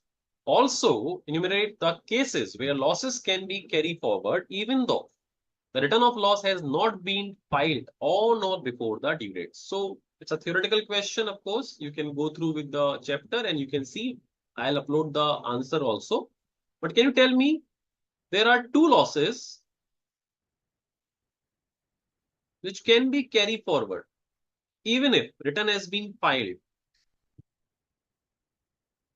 after due date. There are two losses what we can carry forward even if return has been filed after due date. So can you tell me those two losses? Sachin has given one answer correct. You also gave one loss. I need both. Almas has given the correct answer. Good. Paran also gave the correct answer. Very well done. Manni Vanan gave the one answer only. Pooja also gave both answer now. Jainder Pokle also gave the correct answer. Ishan also gave the correct answer. Astha also gave the correct answer. Well done. Sahil Kumar only gave one answer. So the correct answer, of course, there are two losses. One is income from house property losses. You can carry forward, and this second is unabsorbed depreciation. So these two losses can be carried forward even if after return has been filed after due date. Now there was requirement for submission of your PAN number in certain cases. Those cases we have gone through in return filing chapter. So point number B or question number B, optional question is regarding that. Mr. Vishnu has undertaken certain transaction. You have to tell in following transaction, in which transaction PAN number is mandatory. Sale of scooter for 70,000 rupees. Is PAN number mandatory or not? Payment of life insurance premium of 67,000 rupees to insurance company. Whether PAN number is mandatory or not. Purchase of plot of 9 lakh while the stamp duty value is 11 and applied to PAN PNB for issue of credit card. So out of these four, you need to tell for those transaction, PAN number is mandatory. Or you can tell me the transaction for which PAN number is not mandatory. So let's go for this. Give the answer, only write it down those points in which PAN number is mandatory. Like if you think in all case, then write it down 1, 2, 3, 4.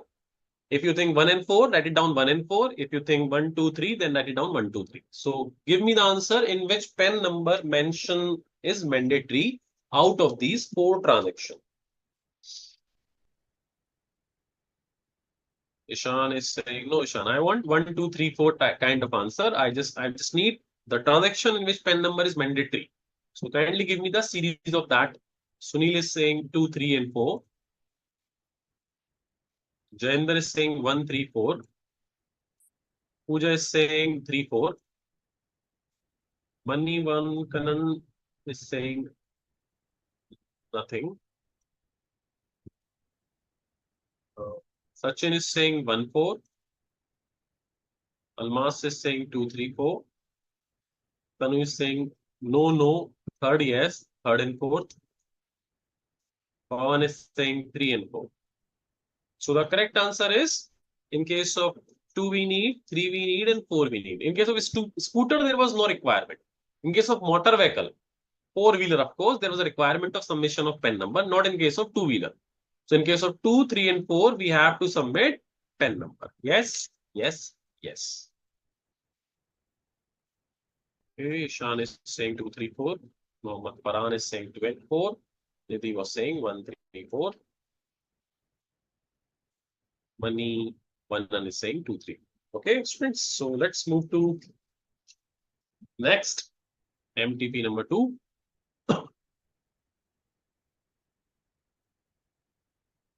So briefly discuss the provision of tax deduction, question number 2B, or collection of source under income tax, determine the amount, if any, of TDS and TCS in respect of following payments. Mr. Harish bought an overseas tour program package for Switzerland for himself and his family of 10 lakh rupees on 1st November 2024. From an agent who is engaged in organizing foreign tours in course of his business. He made the payment by an account paid check after provided the permanent account number to the seller. So whether TDS is applicable or TCS is applicable, and if applicable, what's the requirement of that TDS or TCS in this case?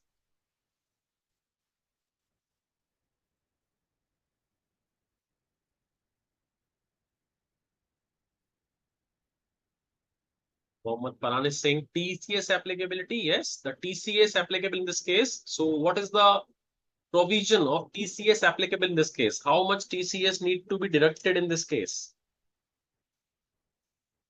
Tanu is saying TCS. Okay, I got that TCS applicable. So what is the TCS applicability in this case? How much TCS need to be charged? Very good, Astha. Astha has given the correct answer instantly. Up to 7 lakh. The TCS would be 5% and balance 3 lakh. The TCS would be 20% in this case. Well done, Astha. Up to 7 lakh, 5% and above 20%. Well done, Almas. The Pawan. 5% up to 7 and 20% above 7. Correct, Mr. Farhan. Well done. So that is TCS under section 206C1G. Need to be collected, not deducted, collected. Next is Mr. Aditya pays 55 lakh during April 2024 to Mr. Naresh for supply labor for carrying out the construction work of his factory during the previous year. So Aditya turnover was 95 lakhs. So Aditya is the pair. His turnover for 23-24 is 95 lakh. And he pays 55 lakh rupees to Naresh. under section for supply of labor. So whether supply of labor covered under section 194C or not. The supply of labor is covered in section 194C, yes. But in this case, because the turnover of pair is less than 1 crore, so 194C is not applicable. Even on supply contract, 194C is applicable, but because in this scenario, in this case, pair turnover is less than 1 crore. So technically, 194C TDS cannot be applicable. Is there any other section which can be applicable on this section, on this case scenario?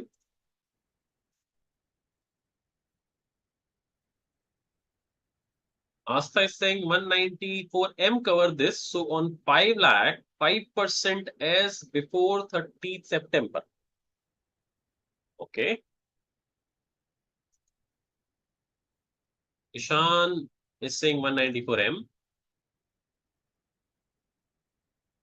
Tanu also gave the correct answer. Almas also saying 194M. Pooja also says. Shagufta also says that. Jayendra also saying 194M applicable, and Sahil also said the correct thing. Yes, 194 is M is applicable in this case. And the rate of TDS in this case would be 5%. So now 5% would be on 55 lakh or only 5 lakh rupees. What is the correct answer? Astha said, I guess, on 5 lakh. Exactly, it should be on 5 lakh or full 55 lakh required TDS deduction at the rate of 5%. Pooja is saying 5 lakh, 5%. Tanu is saying 5 lakh. Anyone else? Shagupta is saying 5 lakh. Mohammad Farhan says 5 lakh. So what is the correct answer, student?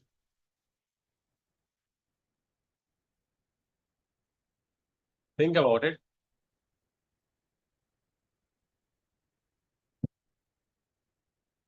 Whether it's 5 lakh or 55 lakh required TDS deduction. What is the correct answer, Ishan? Where are you? What is your answer? Is it 5% on 5 lakh or 55 lakh full? Nidhi is saying 55 lakh. Almas is saying 55 lakh. And the correct answer is Jainder Pokle is saying 55 lakh.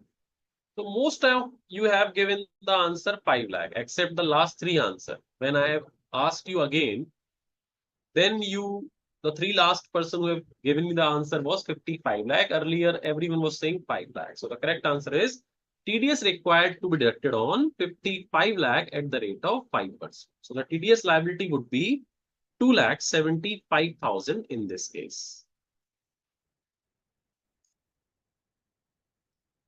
Moving on to 4th B. In the following case relating to previous year 24-25, the total income of the assessee or the total income of any other person in respect of which she is assessable under income tax does not exceed the basic exemption limit. You are required to state with reason whether the assessee is still required to file the return of income or loss in each of the following situation. Manish and Son HUF sold a residential house on which there arose a long-term capital gain of 12 lakh, which was invested in capital gain bonds, so that no long-term capital gain was taxable. Now you can see, because the gain was 12 lakh, due to exemption, the total income is zero. But for the purpose of ITL filing, we have to see before giving exemption under section 54 EC, is it exceeding the basic exemption limit or not? The answer is yes. So in this case, he needs to file the ITL. Samarth is expenditure of 120 on electricity. So of course, he needs to file the ITL. The optional part is for quoting Aadhaar number theoretical provision. I will upload the answer sheet in which you can go through it. Next is MTP3 question. Briefly discuss the provision of tax deduction at source under the Income Tax Act 1961. Determine the amount if any, of TDS in respect of the following payments. Mr. Vikas received a sum of 10,20,000 on 28/2/2025 as premature withdrawal from Employees Provident Fund scheme before continuous service of 5 years. Before continuous service of 5 years. On account of termination of employment due to ill health. So whether in this case TDS required to be deducted or not. That is section 192A, in which you have to tell whether TDS is required to be deducted in this case or not.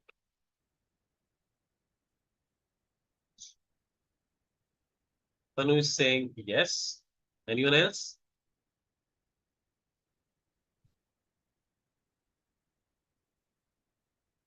Ishan is saying no.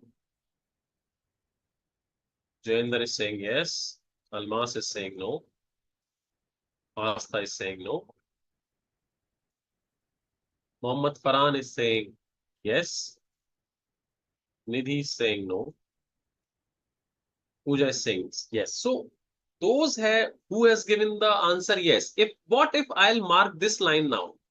Because you might not understand that point, but if I'll mark this line now due to ill health, now your answer will change.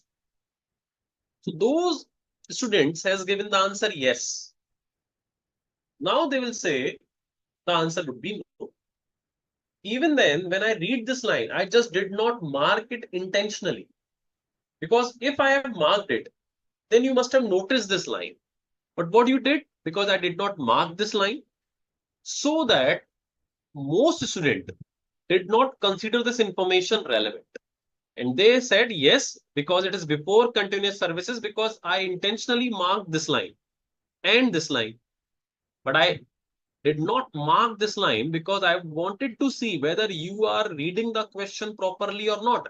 But you are not reading the question properly. So please read it properly. And now the answer would be no, because there is an exemption if due to ill health there is a premature withdrawal, then there would not be a TDS liability. Correct?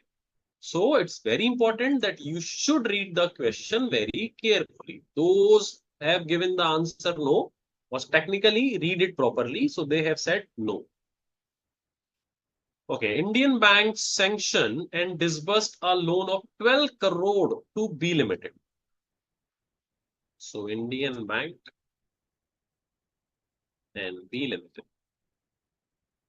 On 31st December 24, B Limited paid a sum of 1,20,000 as service fees to Indian Bank for processing the loan application. So B paid the amount of 1,20,000 for processing fees. Okay, not professional fees. So does that fall in any of the TDS provision? Which section is applicable on this processing fees?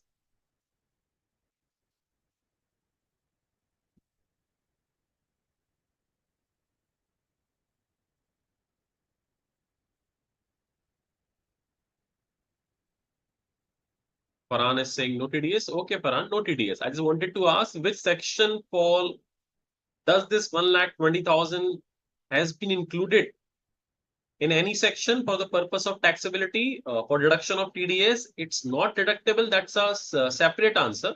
But I wanted to know whether this has been included in any section first. Yes, Ishan, you are correct because we have pay is the bank. So we cannot deduct the TDS. That is the correct answer. But my question is different. I'm not asking whether TDS is required to be deducted. My question is different from the question which has been asked over here. My question is whether this amount has been included in any section. TDS we are not deducting because we are paying to the bank. But my question is not this. My question is this, whether this 1,20,000 need to be included under any section for deduction of TDS. In that section, there is an exemption because of pay is a bank. But which section is applicable on this 1,20,000 rupees? Jayendra is saying no. The correct answer is this 120 would be regarded as interest. Under section 194A, processing fees has been considered as interest. So This 120 is a part of interest income of 1,20,000 rupees under section 194A. But because pay is bank, that's why TDS not required to be charged.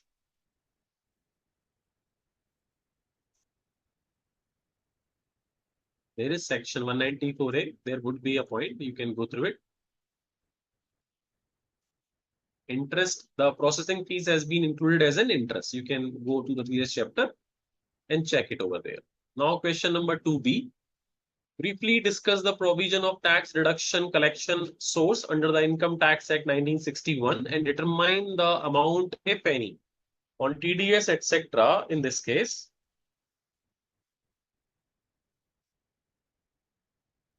This would be MTP 4 question number 2B. This is MTP. Mr. Deepak wishes to purchase a residential house costing 60 lakh from Priya. The house is situated at Chennai and its stamp duty value is 65 lakh. He also wants to purchase agricultural land in a rural area of 65 lakh. Both the buyer as well as the seller are resident in it. So, which section is applicable on purchase of immovable property TDS case? Section 194 IA. So, Deepak paid, or Deepak we can say purchased, one residential house and one agricultural land in rural area. So, on this TDS not applicable, we all know, not applicable. On this TDS is applicable because the value is exceeding 50 lakh. And now section 194IA said 1% TDS would be applicable on the consideration or stamp duty value, whichever is higher.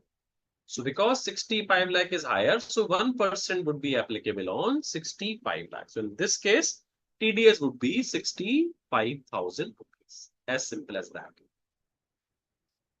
Now, second is interesting, and it is from TDS and TCS concept.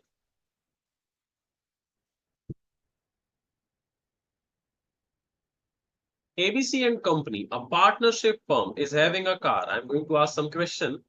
Dealership showroom, they have purchased car for 2 crores from XYZ Limited, car manufacturer. The cost of each car being more than 12 lakh. They sell the car to individual buyer at a price yielding 10% margin on cost. Turnover of ABC and Company and XYZ Limited was less than 10 crore during the previous year 23-24. So they have said that the turnover of both buyer and seller is less than 10 crore. Why? Because they are just trying to tell you that you do not need to apply section 194Q and you do not need to apply section 206C1G, I guess, for car cases. So now in this case, 206C1H, they do not want you to apply. So 194Q is not applicable. 206C1H is not applicable. So they need you to apply section 206C1G. Now the first question is this. When a manufacturer sells cars to their dealers, if the car value exceeding 10 lakh rupees each, either TCS applicable or not. The first question is this. If the manufacturer transfer cars to dealers and if the each car value exceeding 10 lakh rupees, whether TCS is applicable or not.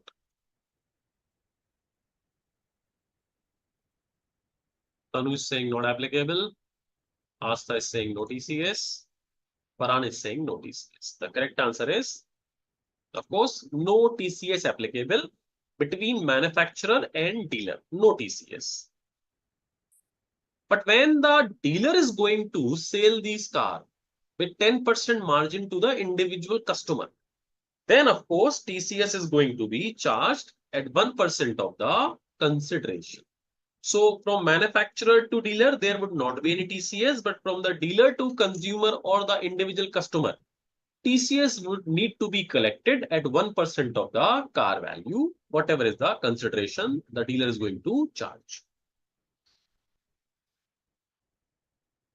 Fourth B, what are the consequences of failure to intimate Aadhaar? That's you need to do yourself, theoretical concept. I will upload the answer.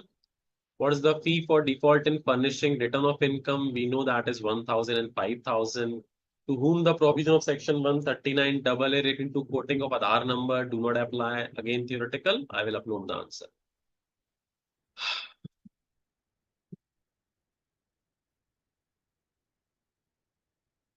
Now, MTP5 MCQ number 2. Again, we have to solve option number 1, 2, and 3 all in this case. And first of all, we have to see what is the requirement of question. So the first question is asking,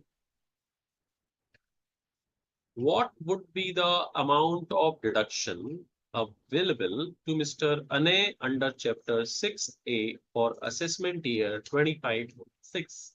So I have to find out the deductions which are eligible to be claimed in this section. Mr. Ane, age 52 years, is a CEO of XYZ enterprise. That means other than government.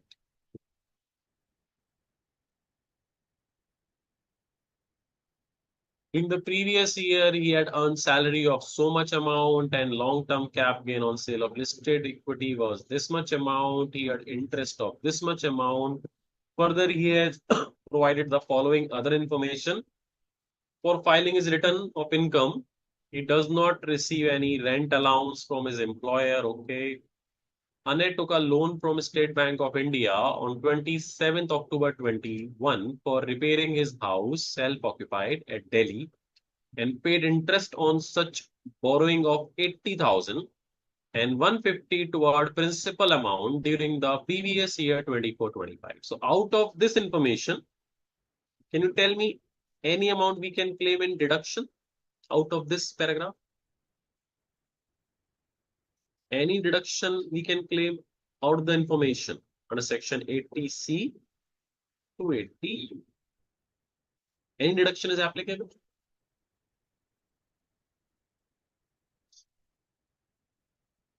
Jayendra is saying 1,50,000 80C. For principal amount repayment, I guess. Tanu is saying 1,50,000. Almas is saying 1,50,000. Mohammed Farhan is saying 80C. How much amount, Mr. Farhan? Shagufta 1,50,000. Ishan Best 1,50,000.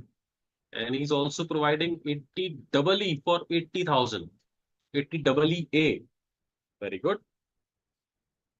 Why 80 double EA in deduction? Why we will not claim that 80,000 under income from house property first? We claim that under income from house property.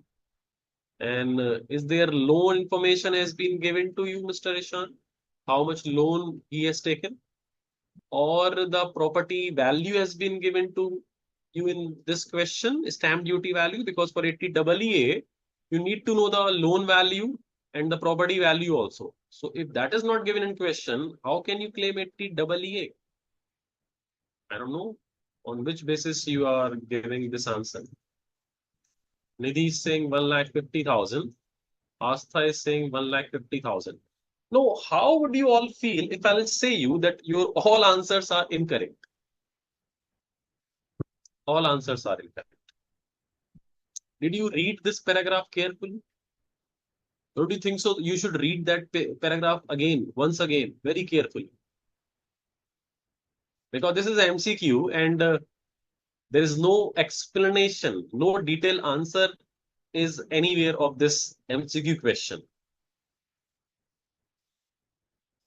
You should read this paragraph carefully once again. Because I did not receive anyone has given the correct answer yet. This is the beauty of this MCQ.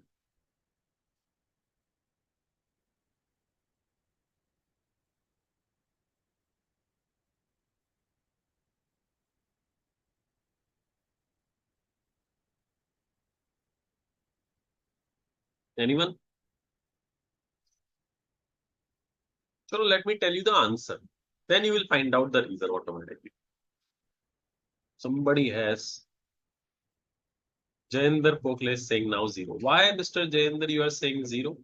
Earlier you said 1,50,000. What is the reason that you just reduced your deduction from 1,50,000 to 0? Very good. Now you find it out. That was not for construction. 80 double G Shagufta is saying, what is 80 double G Shagufta? Why? Yes, Almas, it's for repair. Loan for repair. So loan for repair does not have any deduction section 80C. So because this is the most important line, repairing. So nil deduction from this paragraph. And of course, out of this paragraph, can we claim any deduction? I did not ask this, but can you tell me, can we claim any deduction out of this paragraph? Because the first MCQ is this, to find out the amount of deduction. So I'm just trying to take every paragraph and I am going to find out whether any deduction is applicable or not. 80 TTA, correct? Very correct. Ishan is logo ne, congratulations. 80 TTA, 10,000. Okay, moving ahead. Mr. Ane has made the following payments towards medical insurance premium for the health policies taken for his family members. Medical premium for his brother, 13,500. This is not going to be allowed because brother does not include in the definition of family under section 80D. Okay, so this is information for 80D till over here. Medical premium for his parents, of course, they can claim deduction under section 80D. Medical premium for self and his wife. By check, he paid the premium. So, of course, he can claim 21,000 also over here. Then he also incurred 6,400 towards preventive health checkup of his wife in cash. So, we have claimed 21,000 and 6,400 we can also claim over here for preventive health checkup. Out of this 6,400, we have maximum limit of 5,000 what we can claim. So now can you tell me under section 80D, how much total deduction I can claim from the given information?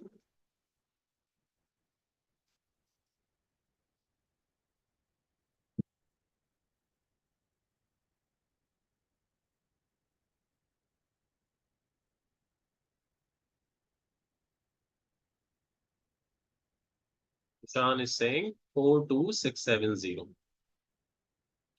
तनु का 43670 कैसे हो गया? अच्छा, okay. 42670. Almas is saying 42760. Shagupta is saying 42670. Asta is saying 25,000 only, Asta. How? Parents premium, we would also going to claim under section 80D, I guess. Paran is saying 42670. Nidhi is saying only 25,000. Why? For parents, we can claim 25,000. For ourselves, we can claim 25,000 maximum. So for his and family, he will claim 25,000. He cannot claim 26 because the maximum limit is 25. So total is 26,000 for himself and his spouse, but he can claim maximum 25. And for parents, the limit is still there. So 17,670. So correct answer is of course 42,670. That's for 80D. Now some more information is there. He deposited 1 lakh towards PPF. So can we claim this deduction anyway? 80C. This PPF we can claim 80C. 1 lakh. Now the last information. Now the last sentence is for deduction purpose. After this, deduction would be finished from this topic. He also deposited 50,000 and 2,50,000 to our tier 1 and tier 2 NPS account respectively. So can you tell me out of this 50,000 or 2,50,000 which has been deposited for tier 1 and tier 2 NPS, how much we can claim in which section? This is the last information. If you are able to find out the correct information or correct value to be claimed in which section, our deduction point would be solved. So till now, in case of deduction,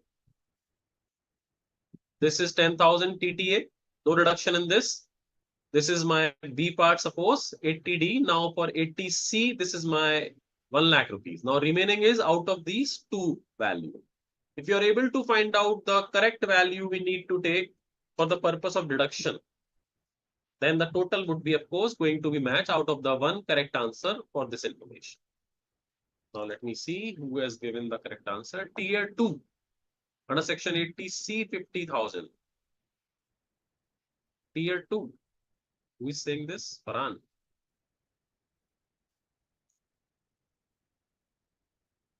80 CCD1 tier 1 and tier 2. Ishan is saying. Tanu is saying 150 in tier 2nd. Asta is saying for tier 1 80 CCD 1B and for tier 2 50,000 and 80C. 80C is saying Sunil Kumar. It's a difficult question. This deduction question is really, I believe, a little complicated. So tier 2 is not applicable for private company employees. That is not allowed. That is only allowed for central government employees. So this is not going to be allowed in this case because the question belongs to a private company employee in the above. He's a CEO of XYZ so and so company. So now this 50,000 can be claimed because our 80C limit is just exhausted for 1 lakh rupees. So we can claim this over here only, not an issue. Under section 80 CCD1, you can claim 50,000. So this would be 1,50,000. So now this is D point. So 150 plus 42670 and 80 TTA. So my total deduction would be 150, 42670 and 10,000 for TTA. That would be total is, I guess, 2,02,670. And that would be option number D. Very good question it was. And I believe it's quite complicated also.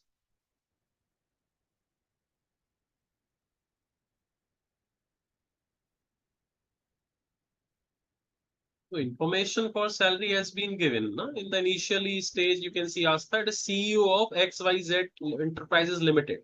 So that is other than government employee. So tier 2 is not applicable for that employee. Now, second question, point number 2. Assume that for the purpose of answering this question only, alone, Mr. Ane pays rent of 65,000 per month for his rented house at Mumbai to Mr. C, our resident individual. Is Mr. Ane liable to deduct TDS on such rent? If so, what would be the rate of amount of TDS in this question? So Ane is a payer.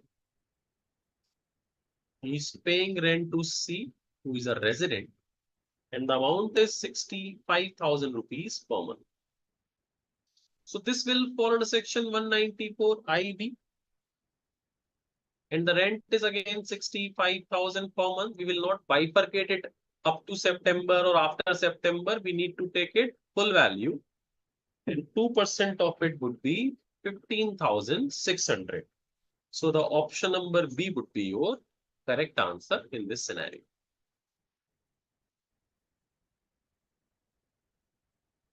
$80CCD1B we can also claim in Asta because $80CCD1B, if you fill $80CCD1B first, again the provision would be same.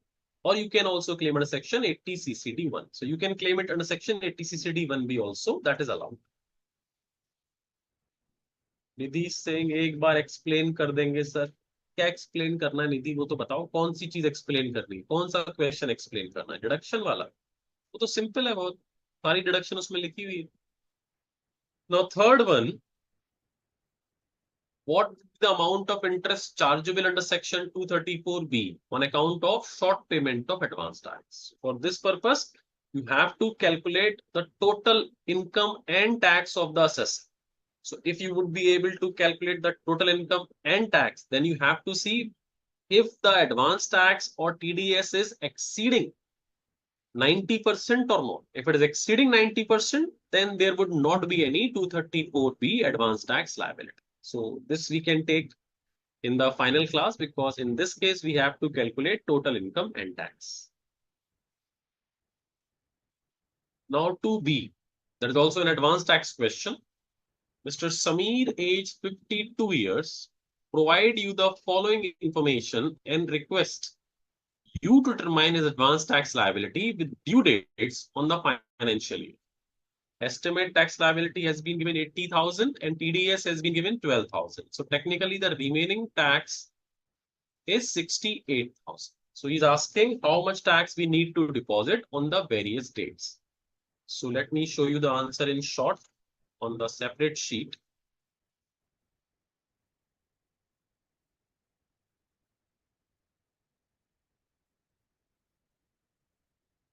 That is 2B. So the tax is given 80,000 and TDS has been deducted 12,000. So 68,000 would be the balance liability. So the first date for advance tax would be 15th June 2024, on which we have to deposit 15% of my liability. That would be 10,200. The second date would be 15th September 2024, on which I have to deposit 45% of the 68,000. So total would be 30,600. We have already deposited 10,200 on the first installment. So the balance would be my advance tax liability, 20,400. Third date is 15th December 2024. And on that date, 75% need to be deposited. So 75% of 68,000 would be 51,000, out of which we have deposited 10,200 and 20,400. So remaining tax liability would be 20,400 again. Now on 15th of March 25, I have to deposit 100%. That would be 68,000, out of which I have deposited 10,200, 20,400 once, and 20,400 again. So the balance tax liability would be 17,000 rupees in this example.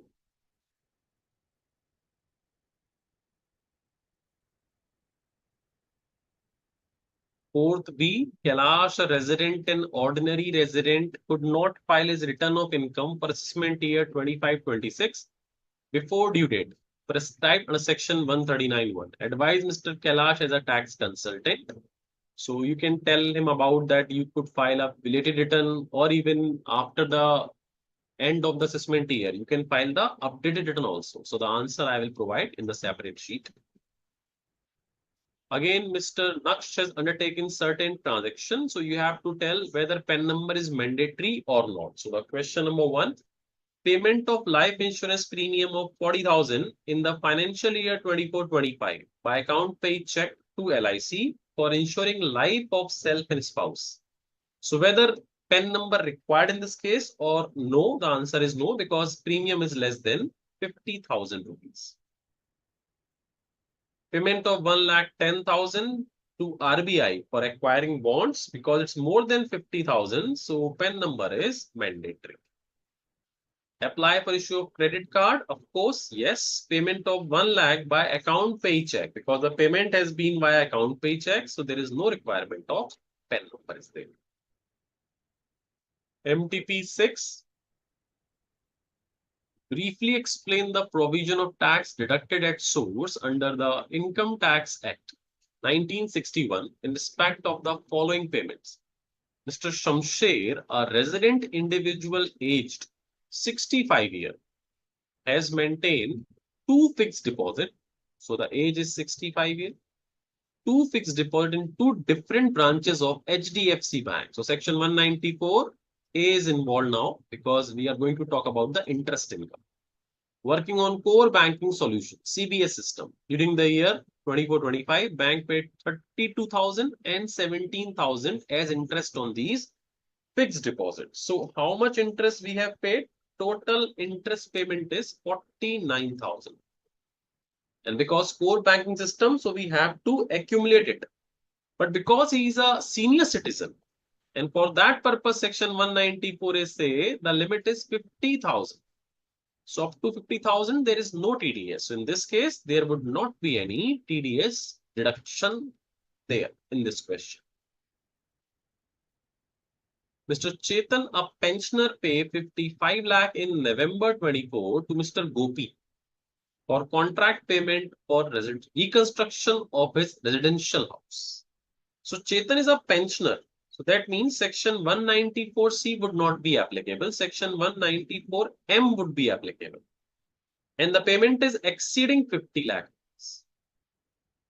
So do we need to charge TDS in this case or not?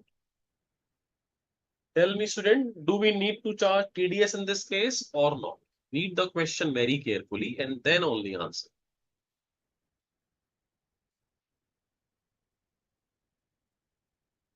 Farhan is saying no. Why, Farhan? Why we do not need to charge TDS? Ishan is also saying no. No as for personal purpose. Anyone else?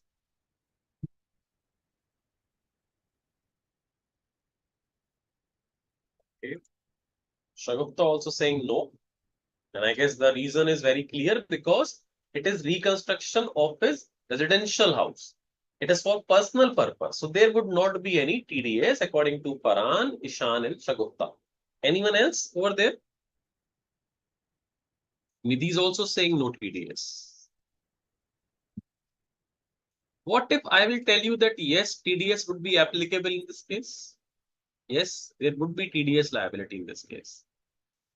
Then might be you will recall the provision and you will understand why TDS applicable. Now the question is why TDS applicable in this case?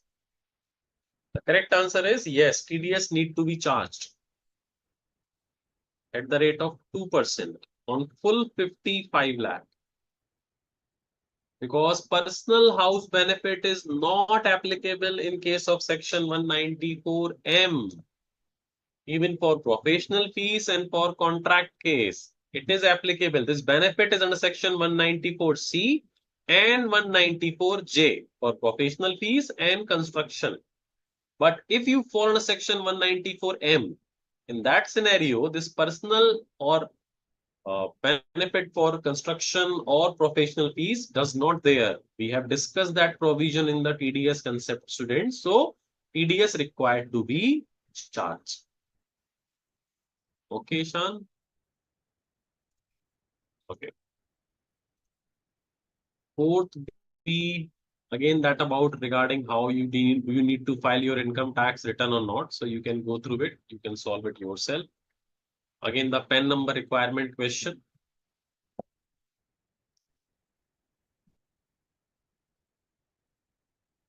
Examine the applicability of tax deduction at source or tax collection at source as per the Income Tax Act 1961 for assessment year 25-26 in the following independent situation.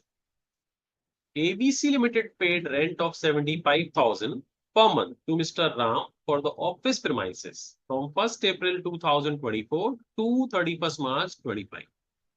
Ram has furnished his pen and also filed his return of income before due date regular. So of course TDS under section 194, I would be there because the aggregate is exceeding 2,40,000. So TDS would be 75,000 into 12 months with 10%.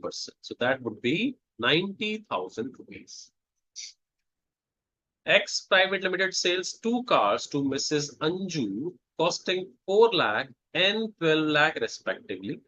On 1st May and 25th of December, Anju has furnished her PAN and filed his return of income regularly before due date. So because the first case, the car value is less than 10 lakhs, there would not be any TCS applicability. But in this case, up to 12 lakh rupees, TCS is going to be collected on section 206C1F at the rate 1%. Again, 4th B is regarding the income tax return cases. You can go through it yourself. I will upload the answer, detailed answer of all these questions.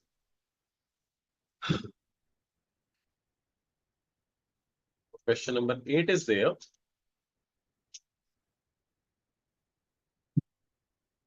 So I will upload the answer of question number 8 also, students. So is there any query you want to ask? Because we have already exceed the time limit. Asta is asking, sir, in case of not putting an authorization of PAN or Dhar, there's a limit of 20 lakh. This is an aggregate of all banks, cooperative bank or individually, and sir, payment to hotel amount 50,000. For PAN requirement, then sir, this 50,000 is per transfer and per financial year. The hotel one is for per transaction, of course, and the limit of this 20 lakh rupees would be as per the customer ID.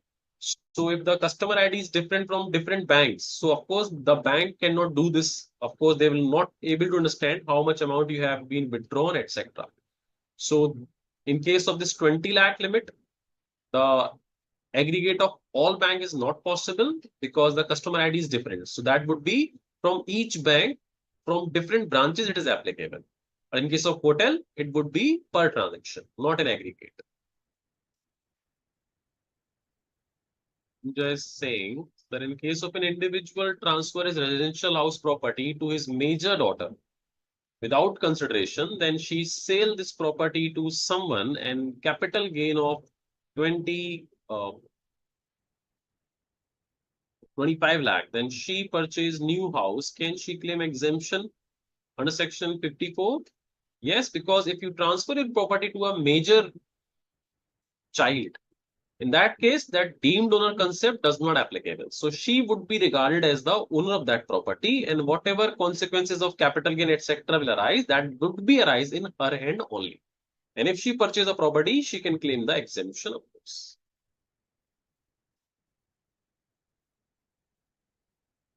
No CBS.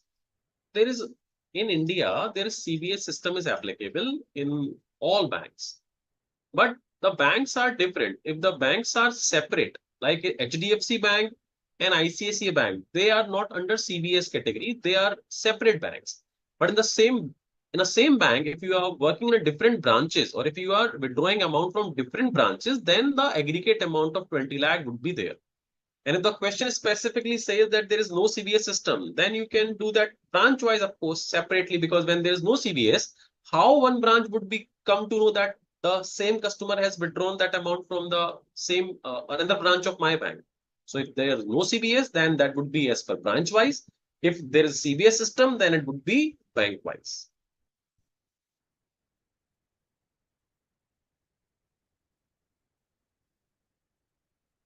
80CCC is for pension only. No one or any other is also is there under this section. Only for pension, of course.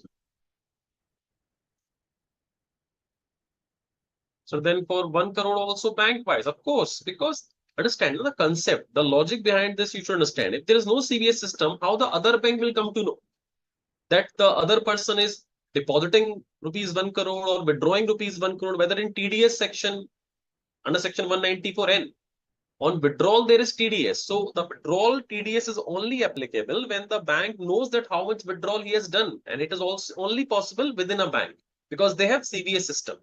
But if there is no CBS system or if they are the separate banks, then how the bank would come to know that the withdrawal is exceeding 1 crore or 3 crore, etc.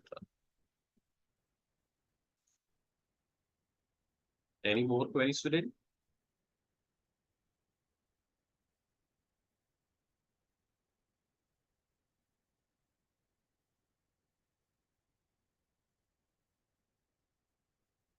So I'm saying thank you, welcome. I guess there is no more query, sir. So Manish, sir, can we close the session? Yes. Sir. Okay. Good night, Manish ji.